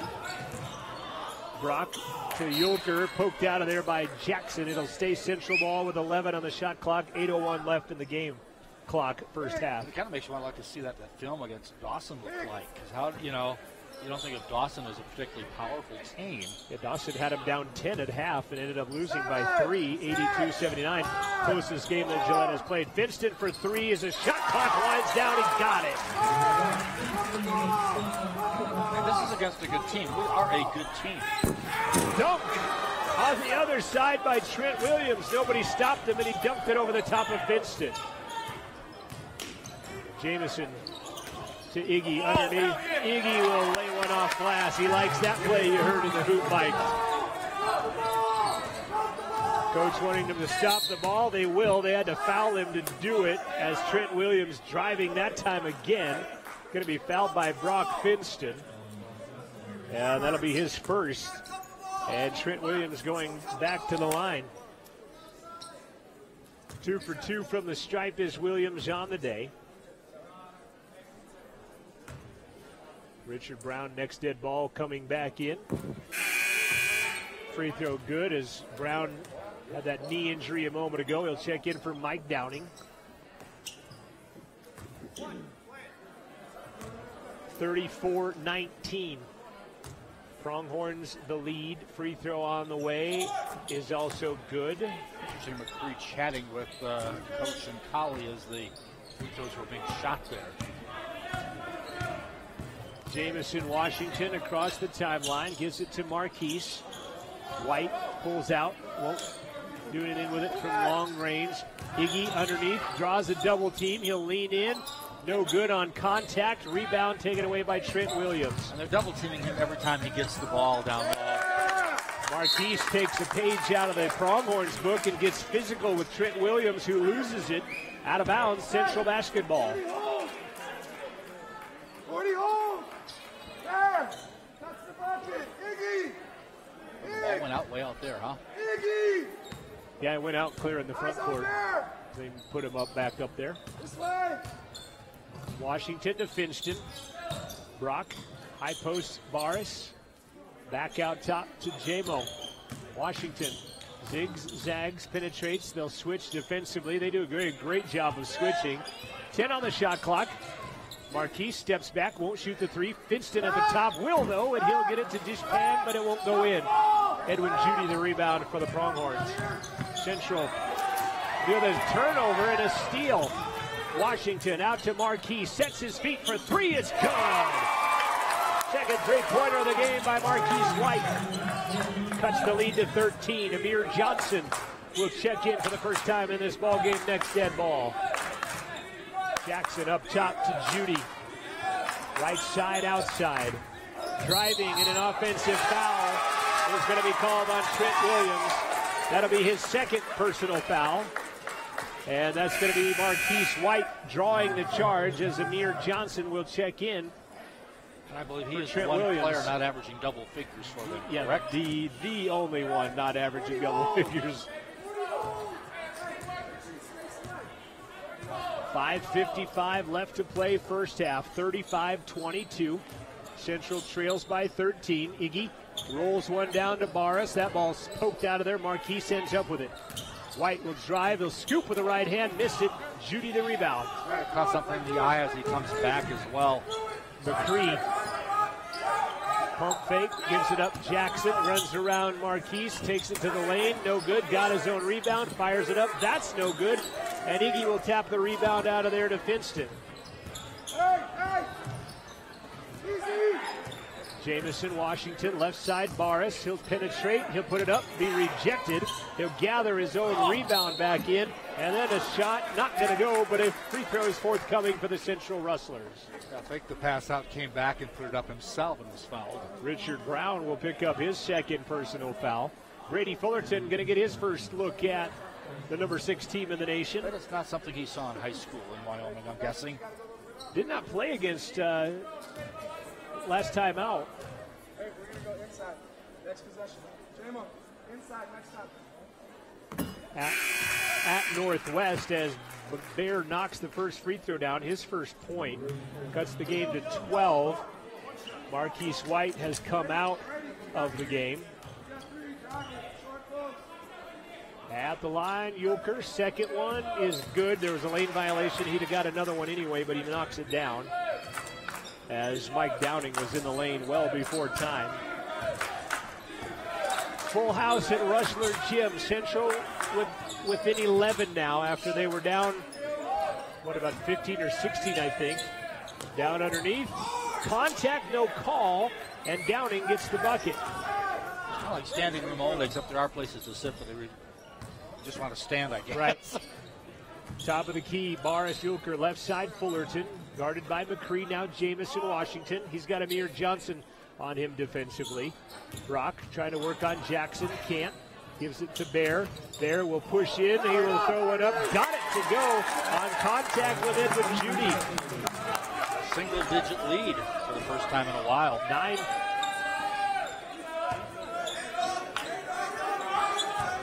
This is 11 points, the way I calculate that, as there's a shot. No good. Yulker will get the rebound. I thought I had something wrong with my score sheet there for a second. There's something wrong with your system. It could be a one. Jackson all over Finston, no call. You can hear Jack Nelson in the background saying that's a foul. Finston underneath, shot, good. How did he get that one to go? Kind of a billiard English on that play. Now it's a single-digit lead now? Now it's a single-digit lead, 37-28. Central has battled back. Amir Johnson. Pick. Amir's going down the lane. He'll fire it up over the top. No good. Iggy with a rebound. Another defensive stop for the Rustlers. Much needed. 3:30 left to play in the first half. Finston. Up top to Fullerton. Brady hands it out with a left-handed push to J-Mo. To Yulker. He'll back down. He'll spin. He'll flip it back up top. J-Mo. 8 on the shot clock. Bear poked from behind. Brady back to Brock. Bear for 3 is going to be short. That's a turnover on the shot clock violation. And we'll see Colter Galante back into the ball game for Barris Yulker, and immediate timeout with 3:05 left to play in the half. Gillette 37, Rustlers battling back. They've got 28. 3 minutes left to play. 3:05 left in the first half of basketball. Returning with more hoops after this on Rustler Radio. If you're a CWC student and tired of paying high gas prices and dealing with traffic, Central has you covered. CWC has made arrangements with WRTA bus lines to offer free rides to and from campus for all CWC students during the fall and spring semesters. Just show your student ID and either get on or off at the college, and you're good to go. Visit WRTAbuslines.com for schedule information or pick up a paper copy at the Student Information Desk. Central Wyoming College and WRTA. 37-28. Central has 2 more shots than does Gillette, if you can believe that. They are shooting 34%. I don't think 2 more went in. No. 10 of 29, 35%, 3 of 11 from three-point land. Gillette on the other side, 6 of 13 from three-point land, 13 of 27 for the game, 48%. Both teams, 5 of 7 from the free throw line. Pronghorn basketball, Judy and Jackson in the backcourt will bring it across. McCree, Downing, and Johnson out there with them, dressed in their Columbia blue with white numbers and black trim. Have they been in a zone for a while? It's just a case that they've gotten down there so fast we don't know what they're in. Jackson for three is good as he drained it. His first three, their seventh three of the game. Back to a 12-point lead. That's double digits. They should keep a track at home. Maybe 12. Galante, top of the key. Gives it back out to J-Mo, who slipped and almost fell in front of the Gillette bench. Out to Fullerton. Down low, Iggy spins, tries to give it to Galante. He'll end up with it anyway. Bounce, spin with the left hand, and get it to go. Good improvisation by the Jackrabbit from Mesa, Arizona. Cuts the lead to 10. Still double digits. 2 minutes left to play. Jackson. Iggy way out at the top. Johnson's going to penetrate. He'll be bodied up. Good defense by Brady. Three good by Edwin Judy. His first. You do everything right defensively, and then they just launch one that goes through. And it's not a lucky shot. It's a good shot that just hits. That's their eighth. Jamison up top. Galante. Left side Finston. Penetrates. Finds J-Mo. Baseline three. No good. Rebound by Edwin Judy. Rustlers down 13 again with 90 seconds left. Amir rises for 17. Johnson's shot no good. And the rebound by Jamison Washington, his first of the night. 1:15 left to play in the half. 13-point Pronghorn lead. J-Mo right side. Baseline, Iggy rises for 15, airballs it. Rebound, Finston put it back up and in. And I dare say that is probably the first easy basket they've gotten in this game. Inside of a minute left to play. It's an 11-point ball game. Jackson directing traffic at the top of the key. Gives the ball up to Judy. Now McCree. He'll shoot it from just about anywhere. Underneath, shot by Downing, rejected by Iggy. Downing goes to the floor. Hunt with the rejection and the foul. Coach Neary. Well, he rejected it nicely. Flat-footed even. Well, Coach Neary arguing what his team kind of gets. Oh, Weiss past Jamison. Wide open, Galante. Nice play by J-Mo from way outside the three-point line. It's a 9-point game again with 18 seconds left. Shot clock expired here in the first half. Jackson well out by the midcourt stripe.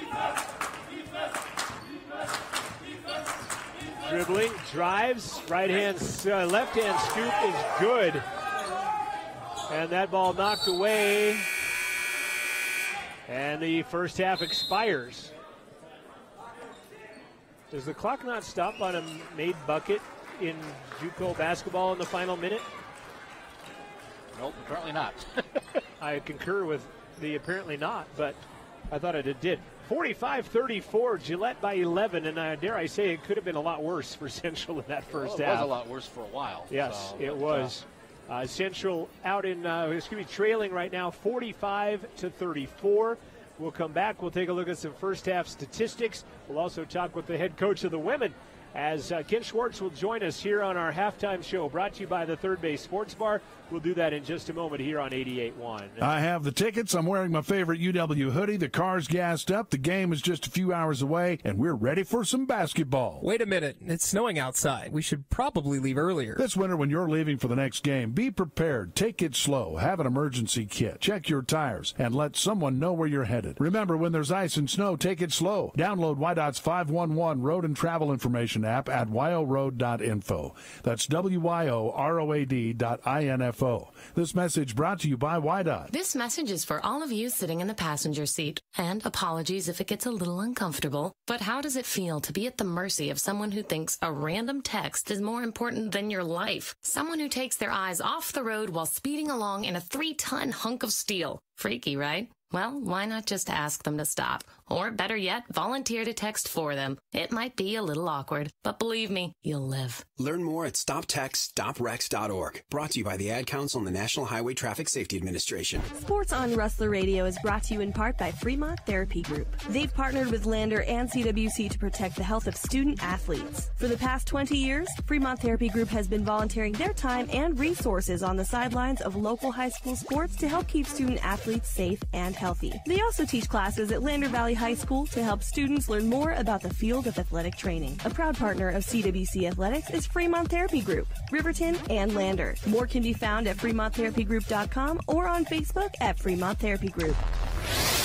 Sports on Rustler Media is brought to you in part by Edward Jones financial advisor Mick Pryor. Make sense of investing with Edward Jones and Mick Pryor, located 1 block east of the Riverton Post Office, providing retirement and investing advice including stocks, bonds, mutual funds, and CDs. It's never too early or too late to start planning for financial future. Appointments are available at 856-6116. Edward Jones financial advisor Mick Pryor, 856-6116. Support of Rustler Athletics is brought to you in part by Rendezvous Dental of Riverton, providing dental care to patients spanning all ages. Dr. Colton Crane and Dale Sackett combined for over 50 years of dental practice in Fremont County. Appointment and information can be found at rendezvousdental.com. It's time for the Third Base Sports Bar Halftime Show on North Federal in Riverton. Third Base is your...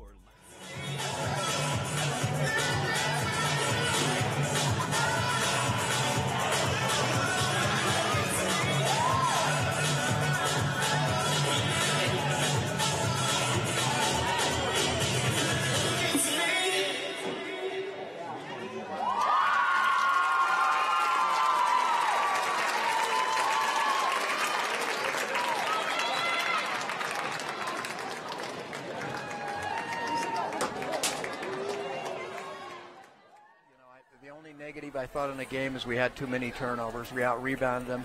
Didn't shoot great, but shot good enough to get it done. The thing I'm excited about is we got contributions from people other than Riley and Polani. Right. I mean, it was a team effort today, and that's what we needed to do. And it makes me feel good. I mean, we brought these kids in, and, I mean, Megan Crayenball was a big difference today. You know, with her rebounding on the board, she only scored 4 points. But I thought she played extremely well, but just a total team effort. And I think Joel had echoed that we choose a great Gatorade player of the game, and you like it when it's difficult because that means everybody's contributing. Yeah, I don't know. I'm sure we have maybe against lesser opponents, but I know against good teams we haven't had 4 players in double figures. And I've been hammering that home to them every practice that they're going to shut these 2 down, meaning Riley and Lonnie. And somebody else has got to step up, and I thought they did that real well tonight. And there were several, I wouldn't say several points, but a couple of points there at the end where, winning begets winning, losing begets losing, where your team, they made a little mini run, and your team answered that to keep it where it was and get that W. Yeah, that's pretty observant on your part, because that's what I said to Coach Pinner. I mean, they got within 6 or 7 there after we were up 12 or 14, and I hope that that's the maturation of our team. As you can see, we're playing 9-10 freshmen a lot, and hopefully that's maturity, and we're going to see more of that in the future. It really doesn't get any easier on Saturday. We got the 24th ranked team in the nation, and they're loaded, and we just need to go after them with the same intensity and see what the outcome is. They've got a lot of names I can't pronounce, a lot of foreign athletes on that team, and Dwight Gennari's team doing well, 24th ranked in the country, as you mentioned. Yep. Yeah, they have 7 foreign kids, and they're loaded. But I'm going to enjoy tonight. Yeah, absolutely. And then tomorrow we'll worry about Casper, and I want the girls to do the same, because it's been quite a process this year to get us to this point. And I hope, it's just not a flash in the pan, and I don't think it is. I think they're buying into what we want to do. I think we wore them down by running tonight just because of their lack of depth. And the kids are really starting to buy into what we want to do. I thought it was, like I said, a team effort, but I thought there were some other things. Probably the best game you guys have played this year, wouldn't you say? Yes, I definitely would. And there's just little things, Mariah hitting the 2 free throws. Everybody just, from the bottom to the top of the roster. I thought Crossman had a great game. She did have a great game. It was just a great, and it was kind of fun to see, for what the work they'd done to have good things come to them. Yeah, it is. Yeah, and it couldn't happen to a better group of people. I mean, I get around this campus a lot, and everybody says, "Oh my gosh, the kids that you've recruited, they're unbelievable." And we've just worked on being more competitive with them. don't think we were real competitive early, because I think when you have freshmen sometimes, and I've had a lot of freshman teams in my years of coaching, sometimes they don't know what it requires to be good at this level. Extra time in the gym, coming to practice every day ready to go.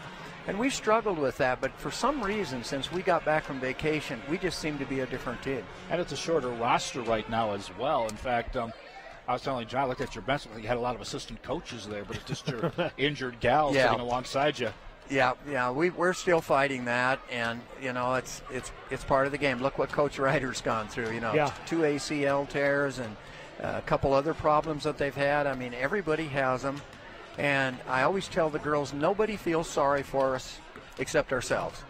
When you have players out, the other team doesn't feel sorry for you a bit, and and like I say, I think we've really matured since we got back off Christmas. Stopped a 5 games losing skid to the Gillette Pronghorns. First time in 2.5 years that Central has beaten them. So congrats on that. I didn't know that. And you're getting ready for the 24th ranked team in the country, Casper College, coming in.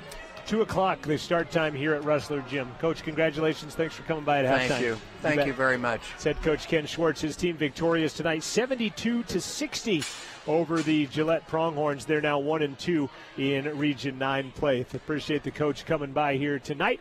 We will take a break. We'll step aside. This is the Third Base Sports Bar halftime show. Again, obviously brought to you by the Third Base Sports Bar on North Federal in Riverton. And you stay with us. We'll take a look at stats. 45-34, Gillette leading the Rustler men here at the intermission on Rustler Radio. Coverage of CWC Sports on Rustler Media is brought to you in part by the Third Base Sports Bar, offering the NFL Sunday Ticket, college football, UFC fights, and more sports on 6 different TVs. There is also foosball and darts, along with appetizers and your favorite beverage. Your last stop before home, the Third Base Sports Bar on North Federal in Riverton. What's it like to kill someone? Emptiness. Painful. It doesn't seem real. There was no intent. It was never supposed to happen. You don't go out to kill someone. I keep seeing her head coming through the windshield. I'm so very sorry. There's nothing I can do to make it better. Please, don't drink and drive. It doesn't change the fact that I'm a killer. This is Cody Beers with YDOT. A killer is a killer. Never, ever drink and drive. This is the Third Base Sports Bar halftime show on North Federal Boulevard. Third Base is your last stop before home. Gales Carpet One is a proud supporter of 88.1 Student Radio. Gales offers beautiful, made affordable. They feature cabinets, countertops, tiled walk-in showers, as well as hardwood, luxury vinyl tile, and of course, carpet. They offer lots of products for the do-it-yourselfers. Gales Carpet One is a dedicated supporter of Fremont County and Central Wyoming College. Located in downtown Riverton on Facebook or at galescarpet1.com.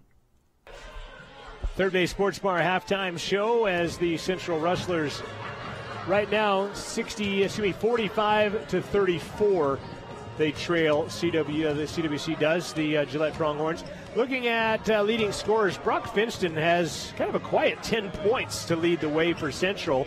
6 points for Coulter Galante and Marquise White. Boris Yulker and Iggy Hunt with 4 points apiece, as well as Devon Colley in this ball game. Marquise White, if I didn't say it, has 6 points in the contest as well. I think I don't know if I missed him or not, but make sure I get that in there. On the other side, Gillette led by Ted McCree. Off the bench, McCree, where is he at on there for minutes? 16 minutes Ted plays, and he scores 16 points in the first half off the bench. I can prorate that for a game if you'd like. Yeah, and he leads all scoring right now. The All-American Abdul Muhammad with 7, Trent Williams with 6, 5 apiece for Edwin Judy and Kenny Jackson, 4 for Mike Downing, 2 for Anthony Johnson. Right now, the scoring for the Gillette Pronghorns, they lead 45-34 here at the break. Gillette out-rebounding Central unofficially 22-17. Bear had 5 rebounds for Central, 4 for Iggy. On the other side, Abdul Muhammad with 5, Edwin Judy with 5 to lead the way for the Pronghorns. Central with 5 turnovers in the first half, 4 turnovers by the Pronghorns. And Gillette out-rebounded Central 22-17. There were 2 lead changes. The last one was when they went from down 6-7 to up 8-7, and then never really looked back in that first half. Central has kind of reeled them in a little closer, but still trails by 11 here at the intermission. First half shooting, Central 13 of 34, 38%, 3 of 12 three-pointers. They would hit 5 of 7 free throws. Gillette, 16 of 32. That's 50% from the field, including 53% from three-point land. They have hit 8 of 15 three-pointers. They are 5 of 7 from the free throw line as well. One last note on the girls' game, by the way. I talked to Olivia after the game. Remember, she was taken out after being poked in the eye. She is fine, but said I caught a fingernail in the eye, which can't be much fun. No, don't put that on my bucket list for sure. This has been the Third Base Sports Bar halftime show. Stay with us. Gillette 45, Central 34. Second half of men's basketball from Rustler Gym next on Rustler Radio. Sponsorship of Rustler Athletics is brought to you in part by the Brown Sugar Coffee Roastery. They're on Main Street in downtown Riverton. They have a full coffee bar menu including lattes, cappuccinos, espressos. They also feature New York bagels and open-faced bagel sandwiches. Brown Sugar Coffee Roastery, 303 East Main in downtown Riverton. You can dine in, take out, or pick up. 856-1116. That's 856-1116. A proud Rustler booster sponsor, Brown Sugar Coffee Roastery.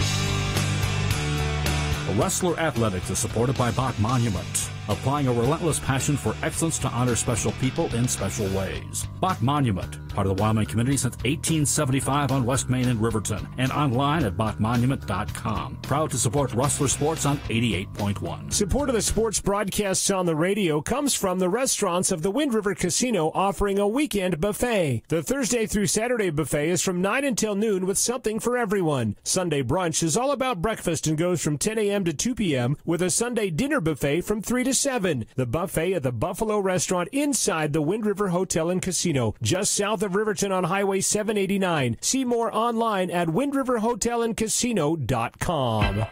Media coverage of Rustler Athletics is sponsored in part by Wyoming Wireless, providing smartphones, mobile devices, and wireless service. They are a Verizon authorized retailer. Product brands include Apple, Motorola, Samsung, and more. With 18 locations across Wyoming, including 2 in Riverton, 1 on Main Street in downtown, and the other on North Federal Boulevard. They also have locations in Lander and Thermopolis and online at wyowireless.com.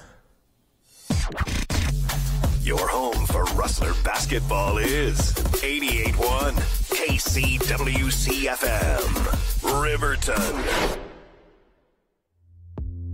This has been the Third Base Sports Bar halftime show on North Federal Boulevard. Third Base is your last stop before home. The Third Base Sports Bar reminds you to celebrate responsibly. Second half begins. It will be Pronghorn basketball. They are dressed in their road Columbia blues. The white numbers, black trim, Gillette across their front. Central in their home gray attire, black numbers and orange trim. And I'm not sure what exactly both teams, one team is still shooting, another team is just on the bench. The clock has expired on the second half. I don't know if they want the floor swept or something. That'd be a novel idea here at this gym. That's happened about 3 times in our career, isn't it?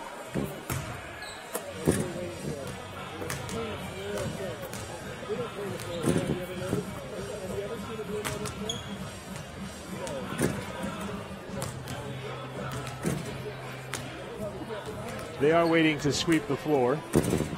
Now we got to find a broom. Yeah, we don't have one of those. Let me get Scotty on speed dial. Start me on that. CWC at home Saturday. The men at 4, the ladies at 2. They'll host Casper. Then 3 straight road games to wrap up the month of January. And then they'll be back here at Rustler Gym February 3rd when they start through the second half of the Region 9 Riggers, when they take on the Sheridan Generals on February 3rd here. So Coach Cole gets stuck with the second half sweeping duties.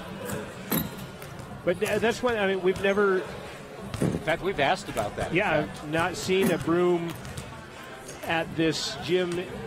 You know, at high school games and other games, you'll see Wiccan convention. the halftime sweep, the in-between game sweep, a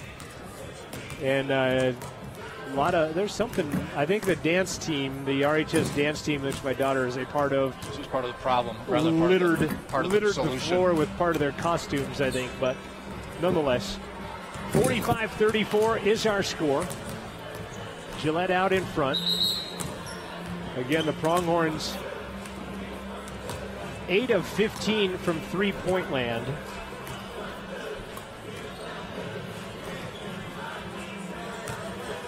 Casper College, when they come in Saturday, they've won 10 in a row, have the men, including a road win at Western Wyoming College last night, which is something that Sheridan could not pull off as they got beat by a dozen down there.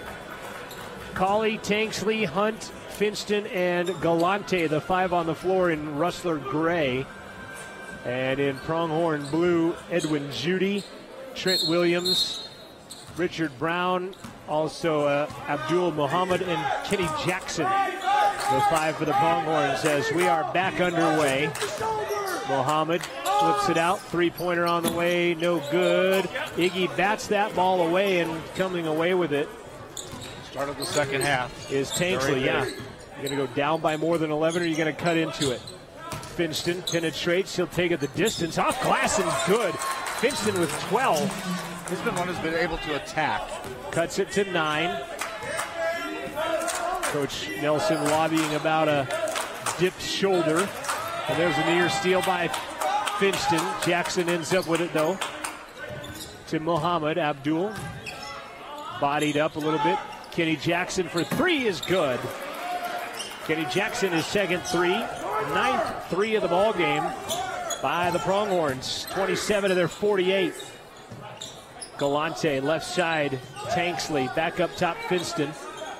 Back to Bugsy. He'll fire a 3, will Tanksley. That one will not fall, and it's rebounded by Trent Williams. Did not see a lot of Tanksley in that first half after he got those 2 fouls. He and Colley both. As nice pump fake, and Trent Williams got him in the air, and he banks it in. Back to a 14-point Pronghorn lead. And it's 14 points, but it feels like it's bigger than that. Colley's going to go the distance. He'll be swatted. He'll save it to Iggy. And they will reload. Tanksley almost lost it. Muhammad knocked it away, but lost his footing, or he'd have had that stolen away. DC for 3. No good. High for the rebound. Trent Williams, another one. Left side, Kenny Jackson, another 3. That's good. 11 for KJ. And the lead is all of a sudden 17 points. And the official looking at Coach Nelson like, are you going to call a timeout here? And finally, Coach Nelson does call a timeout. 8-2 to begin the third quarter, the second half for the Pronghorns, and they've put themselves up now by 17. Interesting in a game like this, too, and I'm not saying they're doing it, but you got to be careful. You don't want your team pointing fingers when things aren't going well, and I'm not suggesting that's happening at all, but it's one of those things you have to be careful about in a game that can get ugly against you. 2 minutes gone by here in the second half, and it's 8-2 Pronghorns as they are out in front. Well, that's the start of the second half we were just talking about. A 17-point game.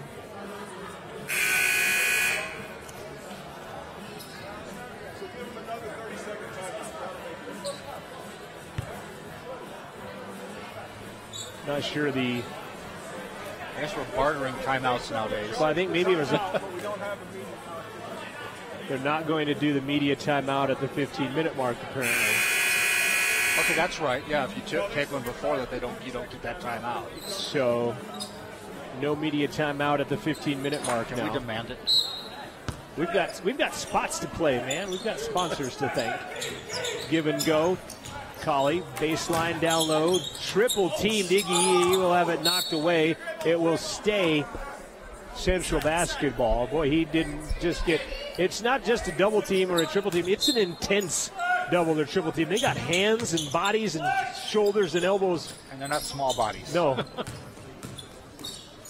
10 on the shot clock. Colley to Galante. Coulter, pump fake, flips it into the corner. Tanksley for three is no good. Finston, though, the rebound, and he'll pull it back out. And they will reload. Jump by Brock. Colley, left side, wide open. Finston for three is good. Brock Finston. To me, didn't feel real comfortable with the ball in his hands in the first few minutes of the ball game, and now has come alive. He's got 15 points, does Finston. 53-39, cuts it to 14. Judy gives it up into the corner. Jackson for his third three of the half. No, and a rebound by Tanksley. The rebounding wars are not for the meek in this one. And not for the short and jumping vertically challenged. Tanksley for three, no good. And up goes Judy for the rebound. There were four, Gillette players in there for the board. Sean Neary directing traffic for his team. Muhammad gives it back up top to Trent Williams. Marquise White, next dead ball, will come into the ball game. Ball flipped out to Jackson, hands it to Judy. Judy to Williams, 8 on the shot clock. Shakes, bakes, flies for one, no good, and they'll call that a turnover as it, I thought it hit the rim, but they'll say not, as Central got the rebound. And it stops play more than anything. And maybe Neary's actually asking for a foul as much as saying that it was a shot clock violation because his team didn't rebound it anyway. Finston gets tripped. He'll lean in. Right hand. No good. Battles for the rebound, but he can't get it. And rebound taken away by Edwin Judy. Right side. Judy is going to be rejected by Iggy. I think he's fouled by Galante first, though, I think. Yeah. Foul goes on. Coulter Galante will be his first of the second half on Central. And Barish Oker will check into the ball game for Central. Bear, the 6'8 sophomore out of Serbia. One of our greater student sections I've seen at a game, I think, here. And now they're going to call a foul on Marquise White as they battle for the inbound play. Coach Nelson arguing for an illegal pick somewhere. Again. Inbound comes to Jackson. 18 on the shot clock. Trent Williams down low to Brown. He'll fire it up and miss it point blank almost. And Iggy the rebound. What a good team does, though, they know what's being called and what's not.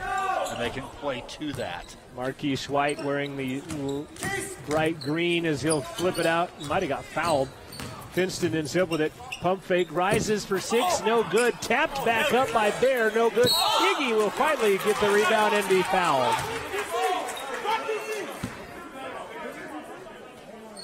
Good tip by Bear to keep that ball alive, and Iggy will go to the line. The modern-day free throw leader for Central. Most free throws made by any CWC Rustler since basketball has returned. How's that coming? You're trying to uncover some of those old ones, which is pretty difficult. I haven't been to the Ranger basement yet. The dungeon. I got a job I have to do, unfortunately. Iggy gets the first. That might be a summertime project for me. They have it on microfiche, but you have to go to the public library to get that, and I can't get there any more readily than I can the Ranger right now. Hard. 13-point game. Iggy trying to make it 12, does. 6 points for Hunt. 15-20 left to play in the ball game. Pronghorns out in front by a dozen. Williams finds McCree, who is into the ball game. He'll fire for 3 over Yulker and get it. That was pretty good defense by everybody involved, and he still got it to grow. McCree with his 5th three-pointer. He's got 19 points. One of the best shooters I think I've seen. We ourselves have had some very good shooters here. Marquise White for 3, no good. Rebound Anthony Johnson. 2 Johnsons and a Jackson on the court for the Pronghorns. Muhammad, when they have Amir Johnson out there, he's not out there now. McCree launching another long 3. That one's almost an air ball. And the crowd lets him have it, but he's drained 5 of those previously in our face. And we let him have it on the air ball at least. And Sean Neary I'm kind sure of that's going to stop him from shooting. Yeah, Coach Neary kind of went off on him a little bit on that offering. There's been a little chatter between the teams out there too, I've noticed. Colley to Bear. He'll spin, and a foul underneath going to be called on Edwin Judy as he's on Iggy Hunt away from the basketball. That'll be number 2 on Judy. Number 1 on the Pronghorns as Mike Downing will check in for Edwin Judy. And Colley will trigger the inbound underneath their own basket. Down by 14. Marquise penetrates, dishes to Bear. He'll be fouled as he goes up. Marquise got crushed underneath, no call on that. And now Bear will go to the line on the 3rd personal foul on Trent Williams.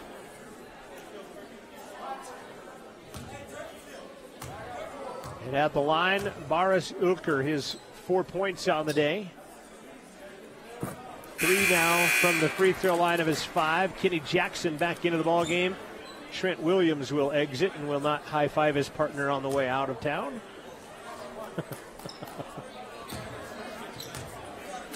14. Don't high-fiving him on the bench either for that it's worth. Yeah. Bear gets the second. Reminds me of the game we did up in Burlington. 14-14 left to play. Jackson kind of breaks the ankles of DC a little bit, gathers himself, though. Accomplished nothing in doing it, right. Really. But didn't really expose anything. Jackson, 2 big steps, and he throws it away. Turnover number 6 on the Pronghorns. Left side, Finston. Brock to the baseline. Iggy in, leans, got it. Contact, no call. Sean Neary giving an official heck. It's back to an 11-point game. Big move by Iggy underneath. He's got 8. Sean was almost in the lane out there earlier. Finston knocking around one man. That could have been a foul there. It's just been that kind of physical game. They've let that go. Abdul Muhammad for 3. That's an air ball, but part of the reason why is he gets knocked to the floor by Iggy. And that will be number 1 on Hunt. And to the line for 3 goes Abdul Muhammad.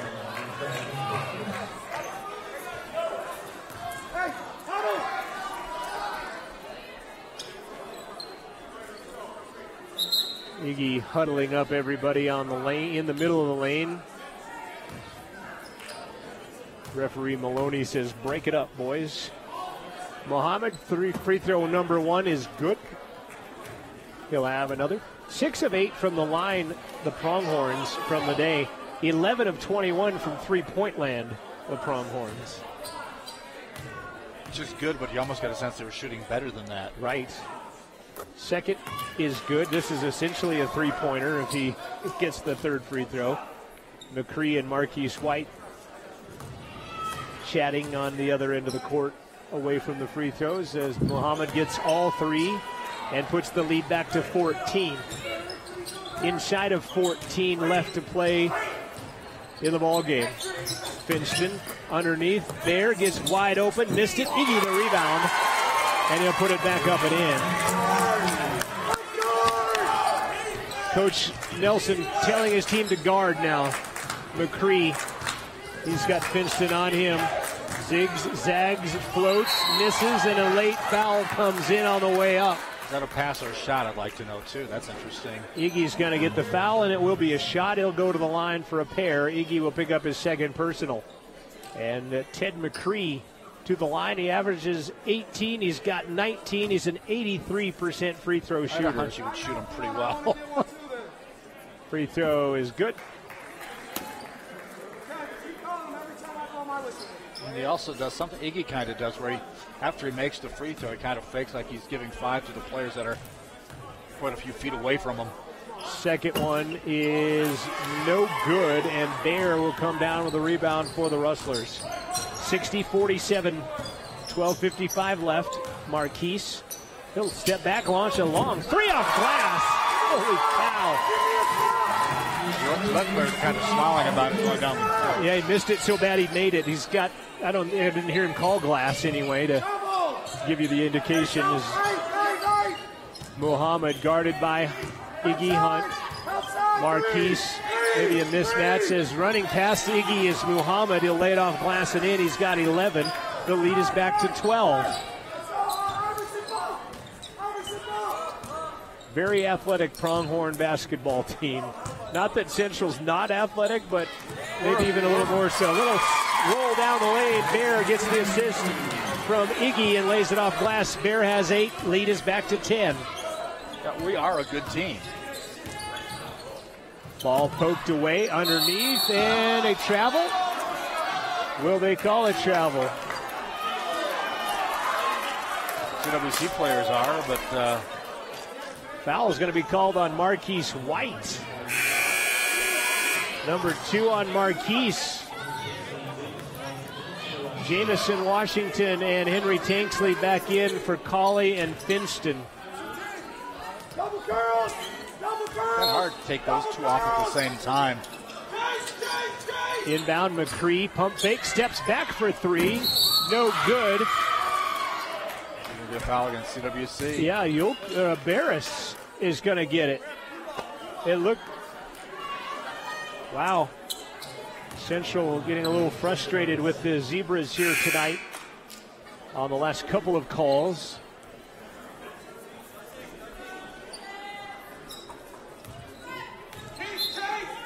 They're not the only ones frustrated. They're talking to the bench. Wide open, McCree tries to jam it. Can't. Iggy gets it.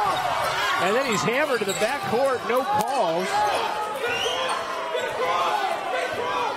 They just get the timeline across as Coach Cole very alertly telling them to do so. Inside of 12 left to play, and Marquise is fouled by Kenny Jackson. Kenny will pick up his first.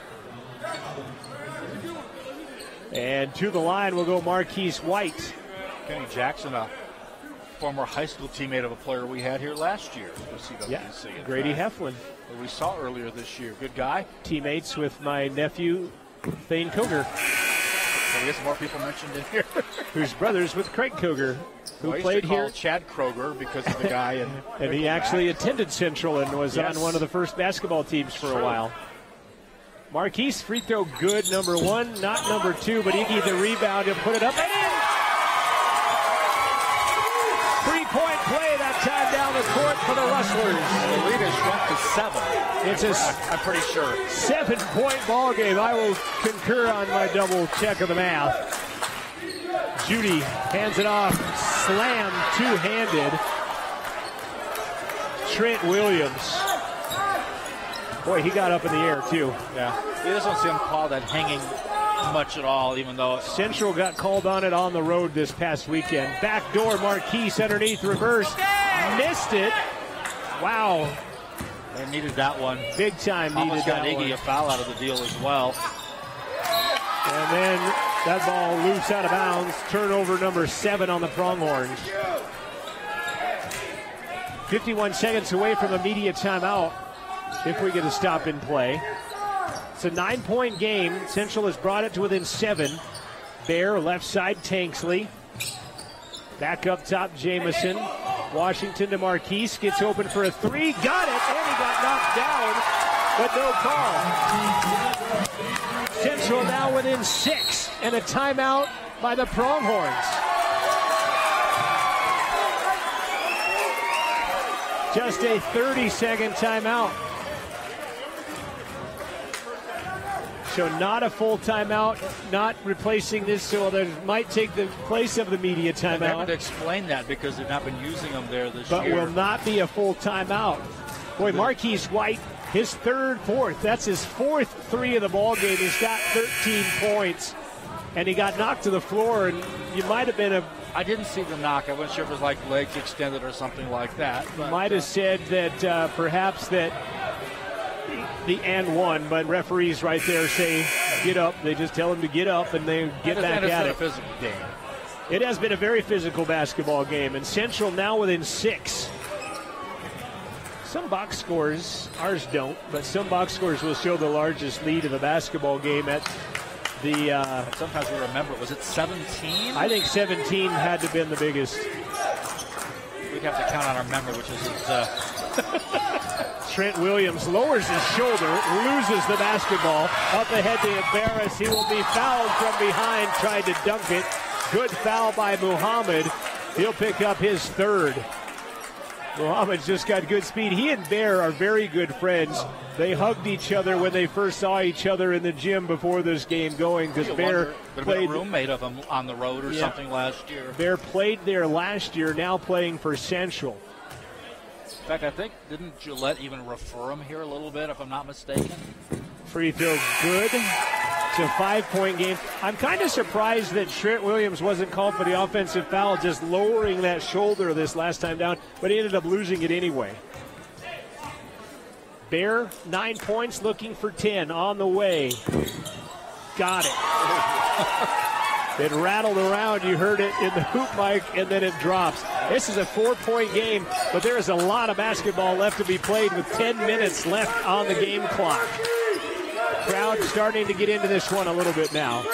Jackson, baseline to Williams. He'll have that ball poked out of there. It's loose. It's thrown out of bounds by the Pronghorns. 8, now 9 turnovers on Gillette. And this will get our media timeout. This will be the full timeout. 9:57 left. Number 6 and undefeated Gillette 64. Your Rustlers within 4 at 60. We'll be back after this timeout. You're watching and listening to Rustler Basketball on 88.1. County 10 is Fremont County's online brand and source for news and information in real time, as it is happening. Connecting our community like never before, County 10 is proud to support Central Wyoming College and Rustler Athletics. County 10, connecting our community. It's always on at county10.com. Sponsorship of Rustler Basketball on 88.1 comes from Denver Air Connection, offering daily flights from Riverton Regional Airport to Sheridan and to Denver International in a 30-passenger jet. The flight features in-cabin service, and TSA check-in at Riverton is included. More information can be found at denverairconnection.com. Your home of Rustler Basketball is 88.1 KCWC FM, Riverton, Wyoming. 9:57 left to play regulation time. The Rustlers trailing the 6th-ranked Pronghorn 64-60. This is as close as they have been since they got down by 17 at one point. And they have the basketball. Rustlers with it as they attack. Bear, left side, Tanksley. Up top, Jamison Washington. Now back to Bear, to Jamo. He'll run the arc, hook it back to the baseline to Bear. He'll go baseline to Marquise. Now Tanksley for 3. That one's off the mark. And the rebound by Richard Brown. Boy, Coach Nelson is coaching his tail off in this one, isn't he? Yes, he is. Muhammad push off with Marquise, gets free, more contact, ball loose. Muhammad gets his own rebound off the floor and puts it in. Unbelievable. As nobody could glove that, he picked it up off the bounce, and he puts him back up to 6 points now. 9 minutes left to play. Bear trying to go backdoor, can't. Good closeout. Marquise for 3. No good. Tanksley the rebound. Put it back up and in. Watching the defense of Gillette, watch how little they're holding up their hands right now defensively. 3 Rustlers will check back in next dead ball. It's a 4-point game with 8:40 left to play. Muhammad, cross court. Ball almost knocked around, and a foul going to be called on Marquise White. That is number 3 on Marquise. As Colley, Galante, and Finston will check in. Great minutes from Oker, Washington, and also Marquise White, who checks out.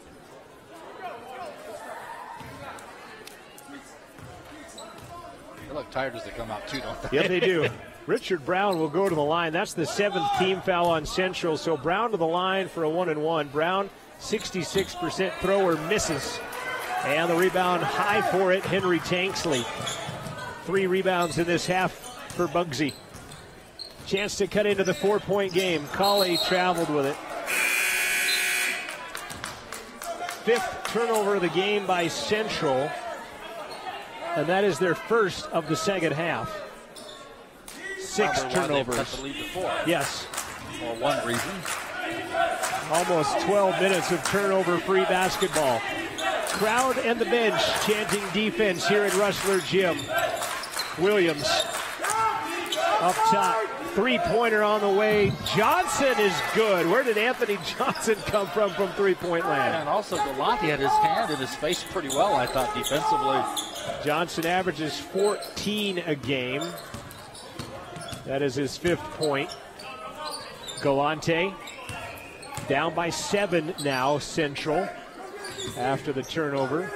Coach wants DC to come get the ball, and he does with 10 on the shot clock. DC launching a 3, short, long rebound is going to be out of bounds, and it will be Pronghorn basketball. Kind of a forced shot by DC there, as here comes Ted McCree back in for the Pronghorns. And both teams are a little tired right now. Trent Williams coming out. 7:41 left to play. Pronghorns by 7, and they have the basketball. Kenny Jackson gives it off to McCree. Back to KJ. Underneath, nice tip. Judy off glass, off a nice assist by Muhammad. Yeah, nice tip pass. Tipped it right back in there quickly. Back to a 9-point pad now. Central had it to within 4. At the 10-minute mark, Galante loses the handle. Tanksley's going to go down off glass. Good. 4 points for Tanksley here in the second half alone. Bear going to check in next dead ball. Muhammad back to Jackson for a 3. That one's no good. Iggy the rebound. Rustlers with a defensive stop. Hunt right now, 12 points, 11 rebounds. Tanksley on the three-point line, got partially tipped, and Iggy will come up with another rebound. And now they'll reset. 6.5 left to play, and a 7-point Pronghorn lead. Galante puts it on the floor, hands it back to Bugsy. Tanksley's going to get that fouled down the lane. Edwin Judy, I think, picking up his 3rd. No. It's going to go against Anthony Johnson, his 3rd instead. 6th team foul on the Pronghorns. Wonder if Coach Nelson will have a voice for us to interview him with at the end. Wondering if I might at the end. Tanksley free throw good. Galante out. Barris Yulker back in. And here comes Richard Brown back in for Anthony Johnson. Back to his 2-possession game now with 6:27 left. Still, 6:27 is a long time the way these two get up and down the floor. Also, both teams will be in the penalty here in a bit moment. Tanksley gets both. 17 fouls on the Rustlers, 6 on the Pronghorns. Jackson walking it up across the timeline with 6:20 left. Muhammad jumps, almost travels. He does. He landed before he launched. 10 turnovers on Gillette. He's complaining about his coaching staff. Very close either direction, and they go the direction of a turnover. Colley will bring it across the timeline. He finds Tanksley to Iggy. Draws the triple team. Iggy trying to get out of dodge. Finally does. Finds Colley. 15 on the shot clock. Back to DC. Trying to get a pick and a mismatch. They do. Oker guarded by Johnson. Outside DC for 3. No good. Judy goes high for the rebound. Not a bad look by Central that time on the mismatch, but they couldn't get it to go down. Looked on line from our vantage point. 5:40 left. Judy to Muhammad. Gets a pick from Brown. Muhammad launching a 3. That's good. 16 points for Muhammad. 4 in double. That's kind of a bow thing with the 3 there after he makes it. That is his 3rd 3 of the ball game. Gillette has hit 13 of 25, better than 50% from three-point land. Finston. Every possession so big. Colley swatted, ball loose. Finston ends up with it. 6 on the shot clock. Brock steps out for 3 and gets it. One thing I've noticed about him all year is a gamer. He's, coming up big in a very tough game tonight. He leads the Rustlers with 18 points on that three-pointer, and it cuts the lead to 5. 4:45 left. McCree runs over, offensive foul. What are they going to do? DC was in there. The bottom ref, I think, was going to call a charge. The top ref calls a foul on DC, his third.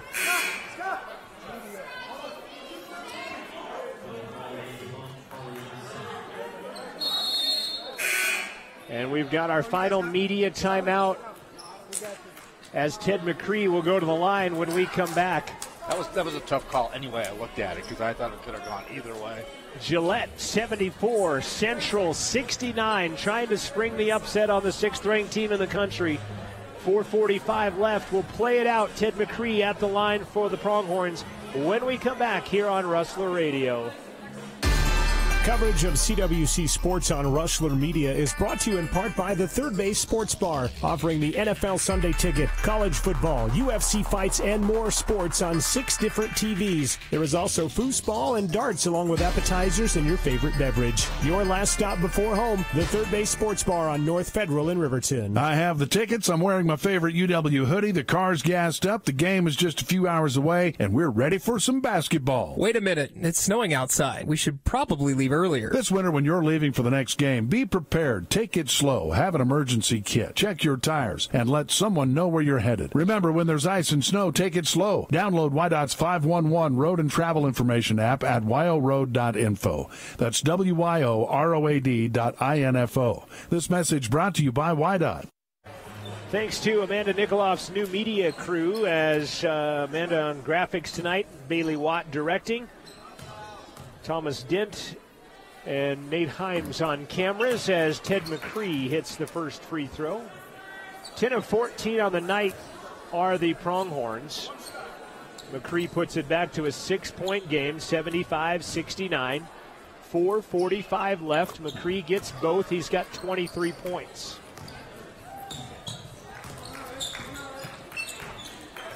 Jamison Washington back into the game, finds Marquise White. He'll take it the distance, and he'll be fouled. And the foul is going to be whistled on Richard Brown. 3 on him. So Brown, Johnson, Williams, and Muhammad all with 3 apiece on the Pronghorn side. Marquise White and Devon Colley with 3 on the Rustler side for any kind of foul trouble. Marquise at the line has 13 and cannot make 14 as he misses that free throw. Central shooting very well tonight, 14 of 18 from the line with that miss, unfortunately. Second is good.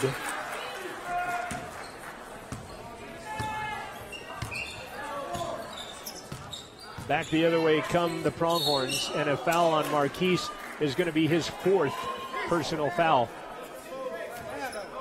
And he's looking at the official. I think it's the reason being not that it wasn't a foul, but if this was a foul, what, considering what else has been called. Exactly. So back to the line go the Pronghorns, Abdul Muhammad. They're 11 of 15 from the stripe on the day, and they hit another one. The All-American Muhammad, 4 of 7 from the stripe. He has 17 points. Second, no good. Finston, the rebound.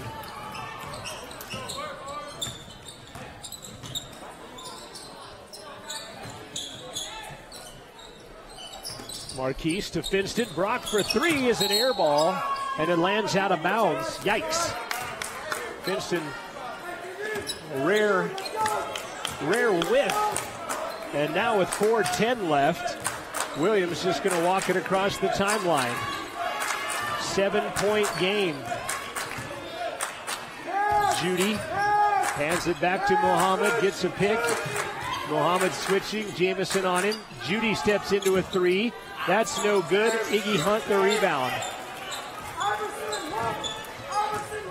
They want the play that coach calls out. Interesting, too, as you slowed it down a little bit, every possession is amplified, too. Bear at the top, Jamison on the right side angle now. Washington outside Marquise, a long 3 is good! Downtown, Marquise White, it's a 4-point game again. Closest they've been. Backdoor, McCree, reverse, good. They are so athletic. He was up in the air so long and got the reverse. Great flip. Marquise steps back, won't shoot the three. Finston ends up with it. Brock will drive the lane. He'll put it off glass. It's good. And a timeout called quickly by Coach Nelson. 3:04 left to play in the ball game. It's 79-75. Pronghorns in the lead. Sports on Rustler Radio being brought to you in part by the Fremont Therapy Group. They have partnered with CWC Athletics to protect the health of our student athletes. For the past 20 years, Fremont Therapy has been volunteering their time and resources on the sidelines of sports in Fremont County to help keep student athletes safe and healthy. They also teach classes to help students learn more about the field of athletic training. A proud partner of CWC Athletics, the Fremont Therapy Group, Riverton and Inlander. More information can be found at FremontTherapyGroup.com or on Facebook at Fremont Therapy Group. Resetting your game clock, 3:04 left to play. The 18-0, sixth-ranked team in the country, Gillette Pronghorns, with a 79-75 lead on the Rustlers. And it's good that CWC doesn't have to press. You know, the game is in reach right now. Right. Because they're such a fast team, it's a gamble to press them. A lot of picks at the top. McCree gives it to Williams. Marquise with a jump out on him. Brown turns around, got it, and won, and the foul on Iggy Hunt. Yeah, the foul came late after the shot had already been released, so you don't really get any effect on the shot. You just pick up the foul. Brown makes it a 6-point game, and he'll go to the line. And a chance to make it a 3-possession game. Third personal on Iggy, by the way. What overall record does Neary have up there, you'd have to wonder? He's got several 22-win seasons. Yes. 8th season averaging 22 wins a season to help out in that. Marquise to actually Jamison Washington. Iggy got tangled up at the top with Muhammad. Marquise floats for 10. Missed it. Ball is out of there, and it's taken away by Muhammad. Coach Nelson says we need a stop, not a foul. McCree out front. 7-point Gillette lead. And this has been about how every time Central has played Gillette in this building. Close, just not enough to get the W. Yep. And they're going to try to change that in the next 2 minutes. 7 on the shot clock. McCree turns around for 8. Got it. Is this one of the lower scoring games, which is somewhat odd, but I think it is, isn't it, kind of? 82 is what they scored against Dawson. They have 80. I mean, as far as the other CWC games against Gillette. Well, they've been in the 80s. 88-80 was the last time Central won. So it could be right around there again. Yeah, tough turnover there by Central as they turn it over on their end of the court. Colley and Tanksley will come in. Jamison, who's going to come out? They got 6 people out on the court right now. Tanksley's going to come out. And Bear comes out. Okay, Kenny Jackson sprints back on for Gillette. I thought maybe they were going to go 6 against 6 then. Well, if you're going to play 6, we're going to play 6, I guess, Coach Neary said. We'll hold the goalie later. Full court pressure by Central. Almost throw it away as Judy ends up with it. They'll flip it back to Jackson. Now outside Muhammad. I think Coach wanting the foul, not asking for the foul. 90 seconds left, a 9-point game. Underneath, shot off glass by Judy, no good, and he'll go to the line. Foul is on Henry Tanksley, his 3rd. It's a game that's had so many other games inside the game. A very physical game inside of that as Judy at the line to make it a 10-point game does. 14 of 19, the Pronghorns from the stripe. Marquise back into the ball game for Jamison Washington. Certainly not the game that was indicative of the way it started. No. Judy's second free throw, no good. Iggy swipes the rebound away from Brock Finston. Iggy had 4 rebounds at half. He's got 10 in the second half, and now a foul. Foul is on Trent Williams, his 4th, one in the bonus for Marquise White. with 1:14 left. Jameson's going to come in to play defense with Marquise with 4 fouls. And what you do allows you to set up your press, you know, if you make the free throws as much as anything. 1 in the bonus. White free throw is good. 18 for Marquise. Kenny Jackson back in as Albert Brown will leave.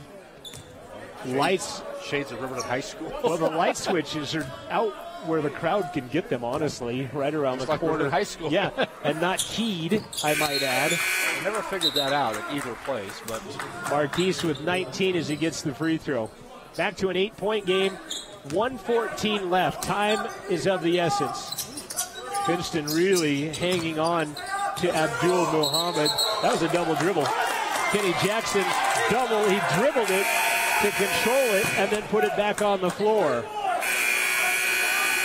12 turnovers on the Pronghorns. That's what the doctor ordered, despite the pretty good holding job Brock Finston was doing on Abdul Muhammad.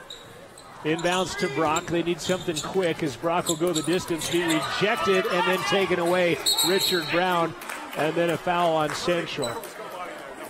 Boy, Richard Brown with a great block on Finston, and Brock will pick up the foul, his second. And that will send the Pronghorns to the line with 65 seconds left to play.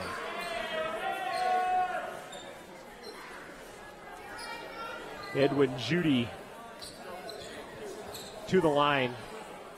Will Gillette play Western at Gillette next? No, they Western at Western Saturday, I believe. Get in. 4 guys in. Casper went to Western last night, so 2 home games on that stretch. So it won't be in the Razor City? Negative. I had to get that in there somewhere. 2 misses by Judy. Finston the board. 3 no good by Marquise White. And the rebound by McCree, and that might end it. And then a foul on Iggy Hunt in the front court will be number 4 on Ig. 12 points and 14 rebounds tonight for Iggy Hunt. I'm with you. Hey, I completely agree. But 53 seconds left. Something going on between a couple of players, and they get Marquise White out of the area. Free throw, no good by Muhammad. Boy, they missed 3 in a row now. 8-point game, 53 seconds left. And as you mentioned, it was a 17-point game, and this looked like it was going to be a lot worse than it ended up. It was a 17-point game early. Muhammad gets that one underneath. Colley goes down hard. 2 Gillette Pronghorns attending to him.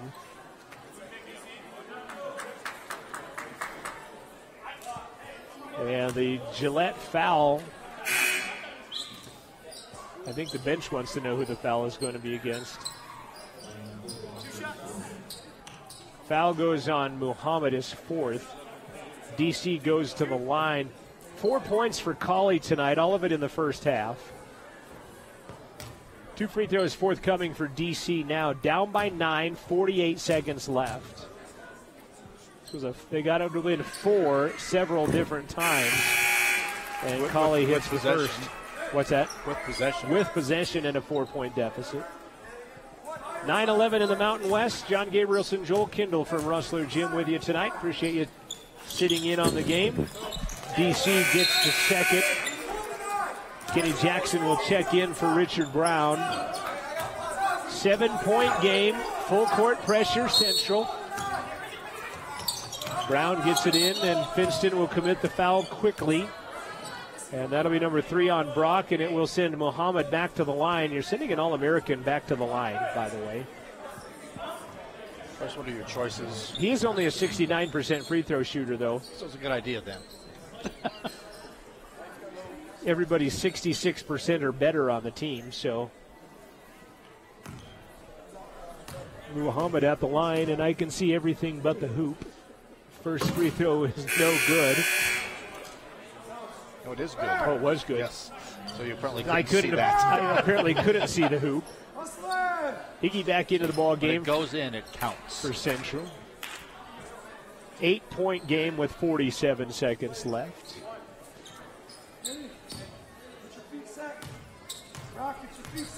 Only one pronghorn to rebound. Don't need him anyway as Muhammad gets both. He's got 20. Ted McCree, by the way, with 27, leading all scorers. Finston will launch a off-balance three that's no good. Muhammad will pull down the rebound. Up ahead, wide open, and a tomahawk slam. Trent Williams going to put this one away. 90-79. DC for three, left it short. And another rebound, this one by McCree. They're going to sit on it. Shot clock expired. McCree dribbling out of traffic. And the Pronghorns going to go to 19-0. McCree, he's going to get called for a travel with 4 seconds left.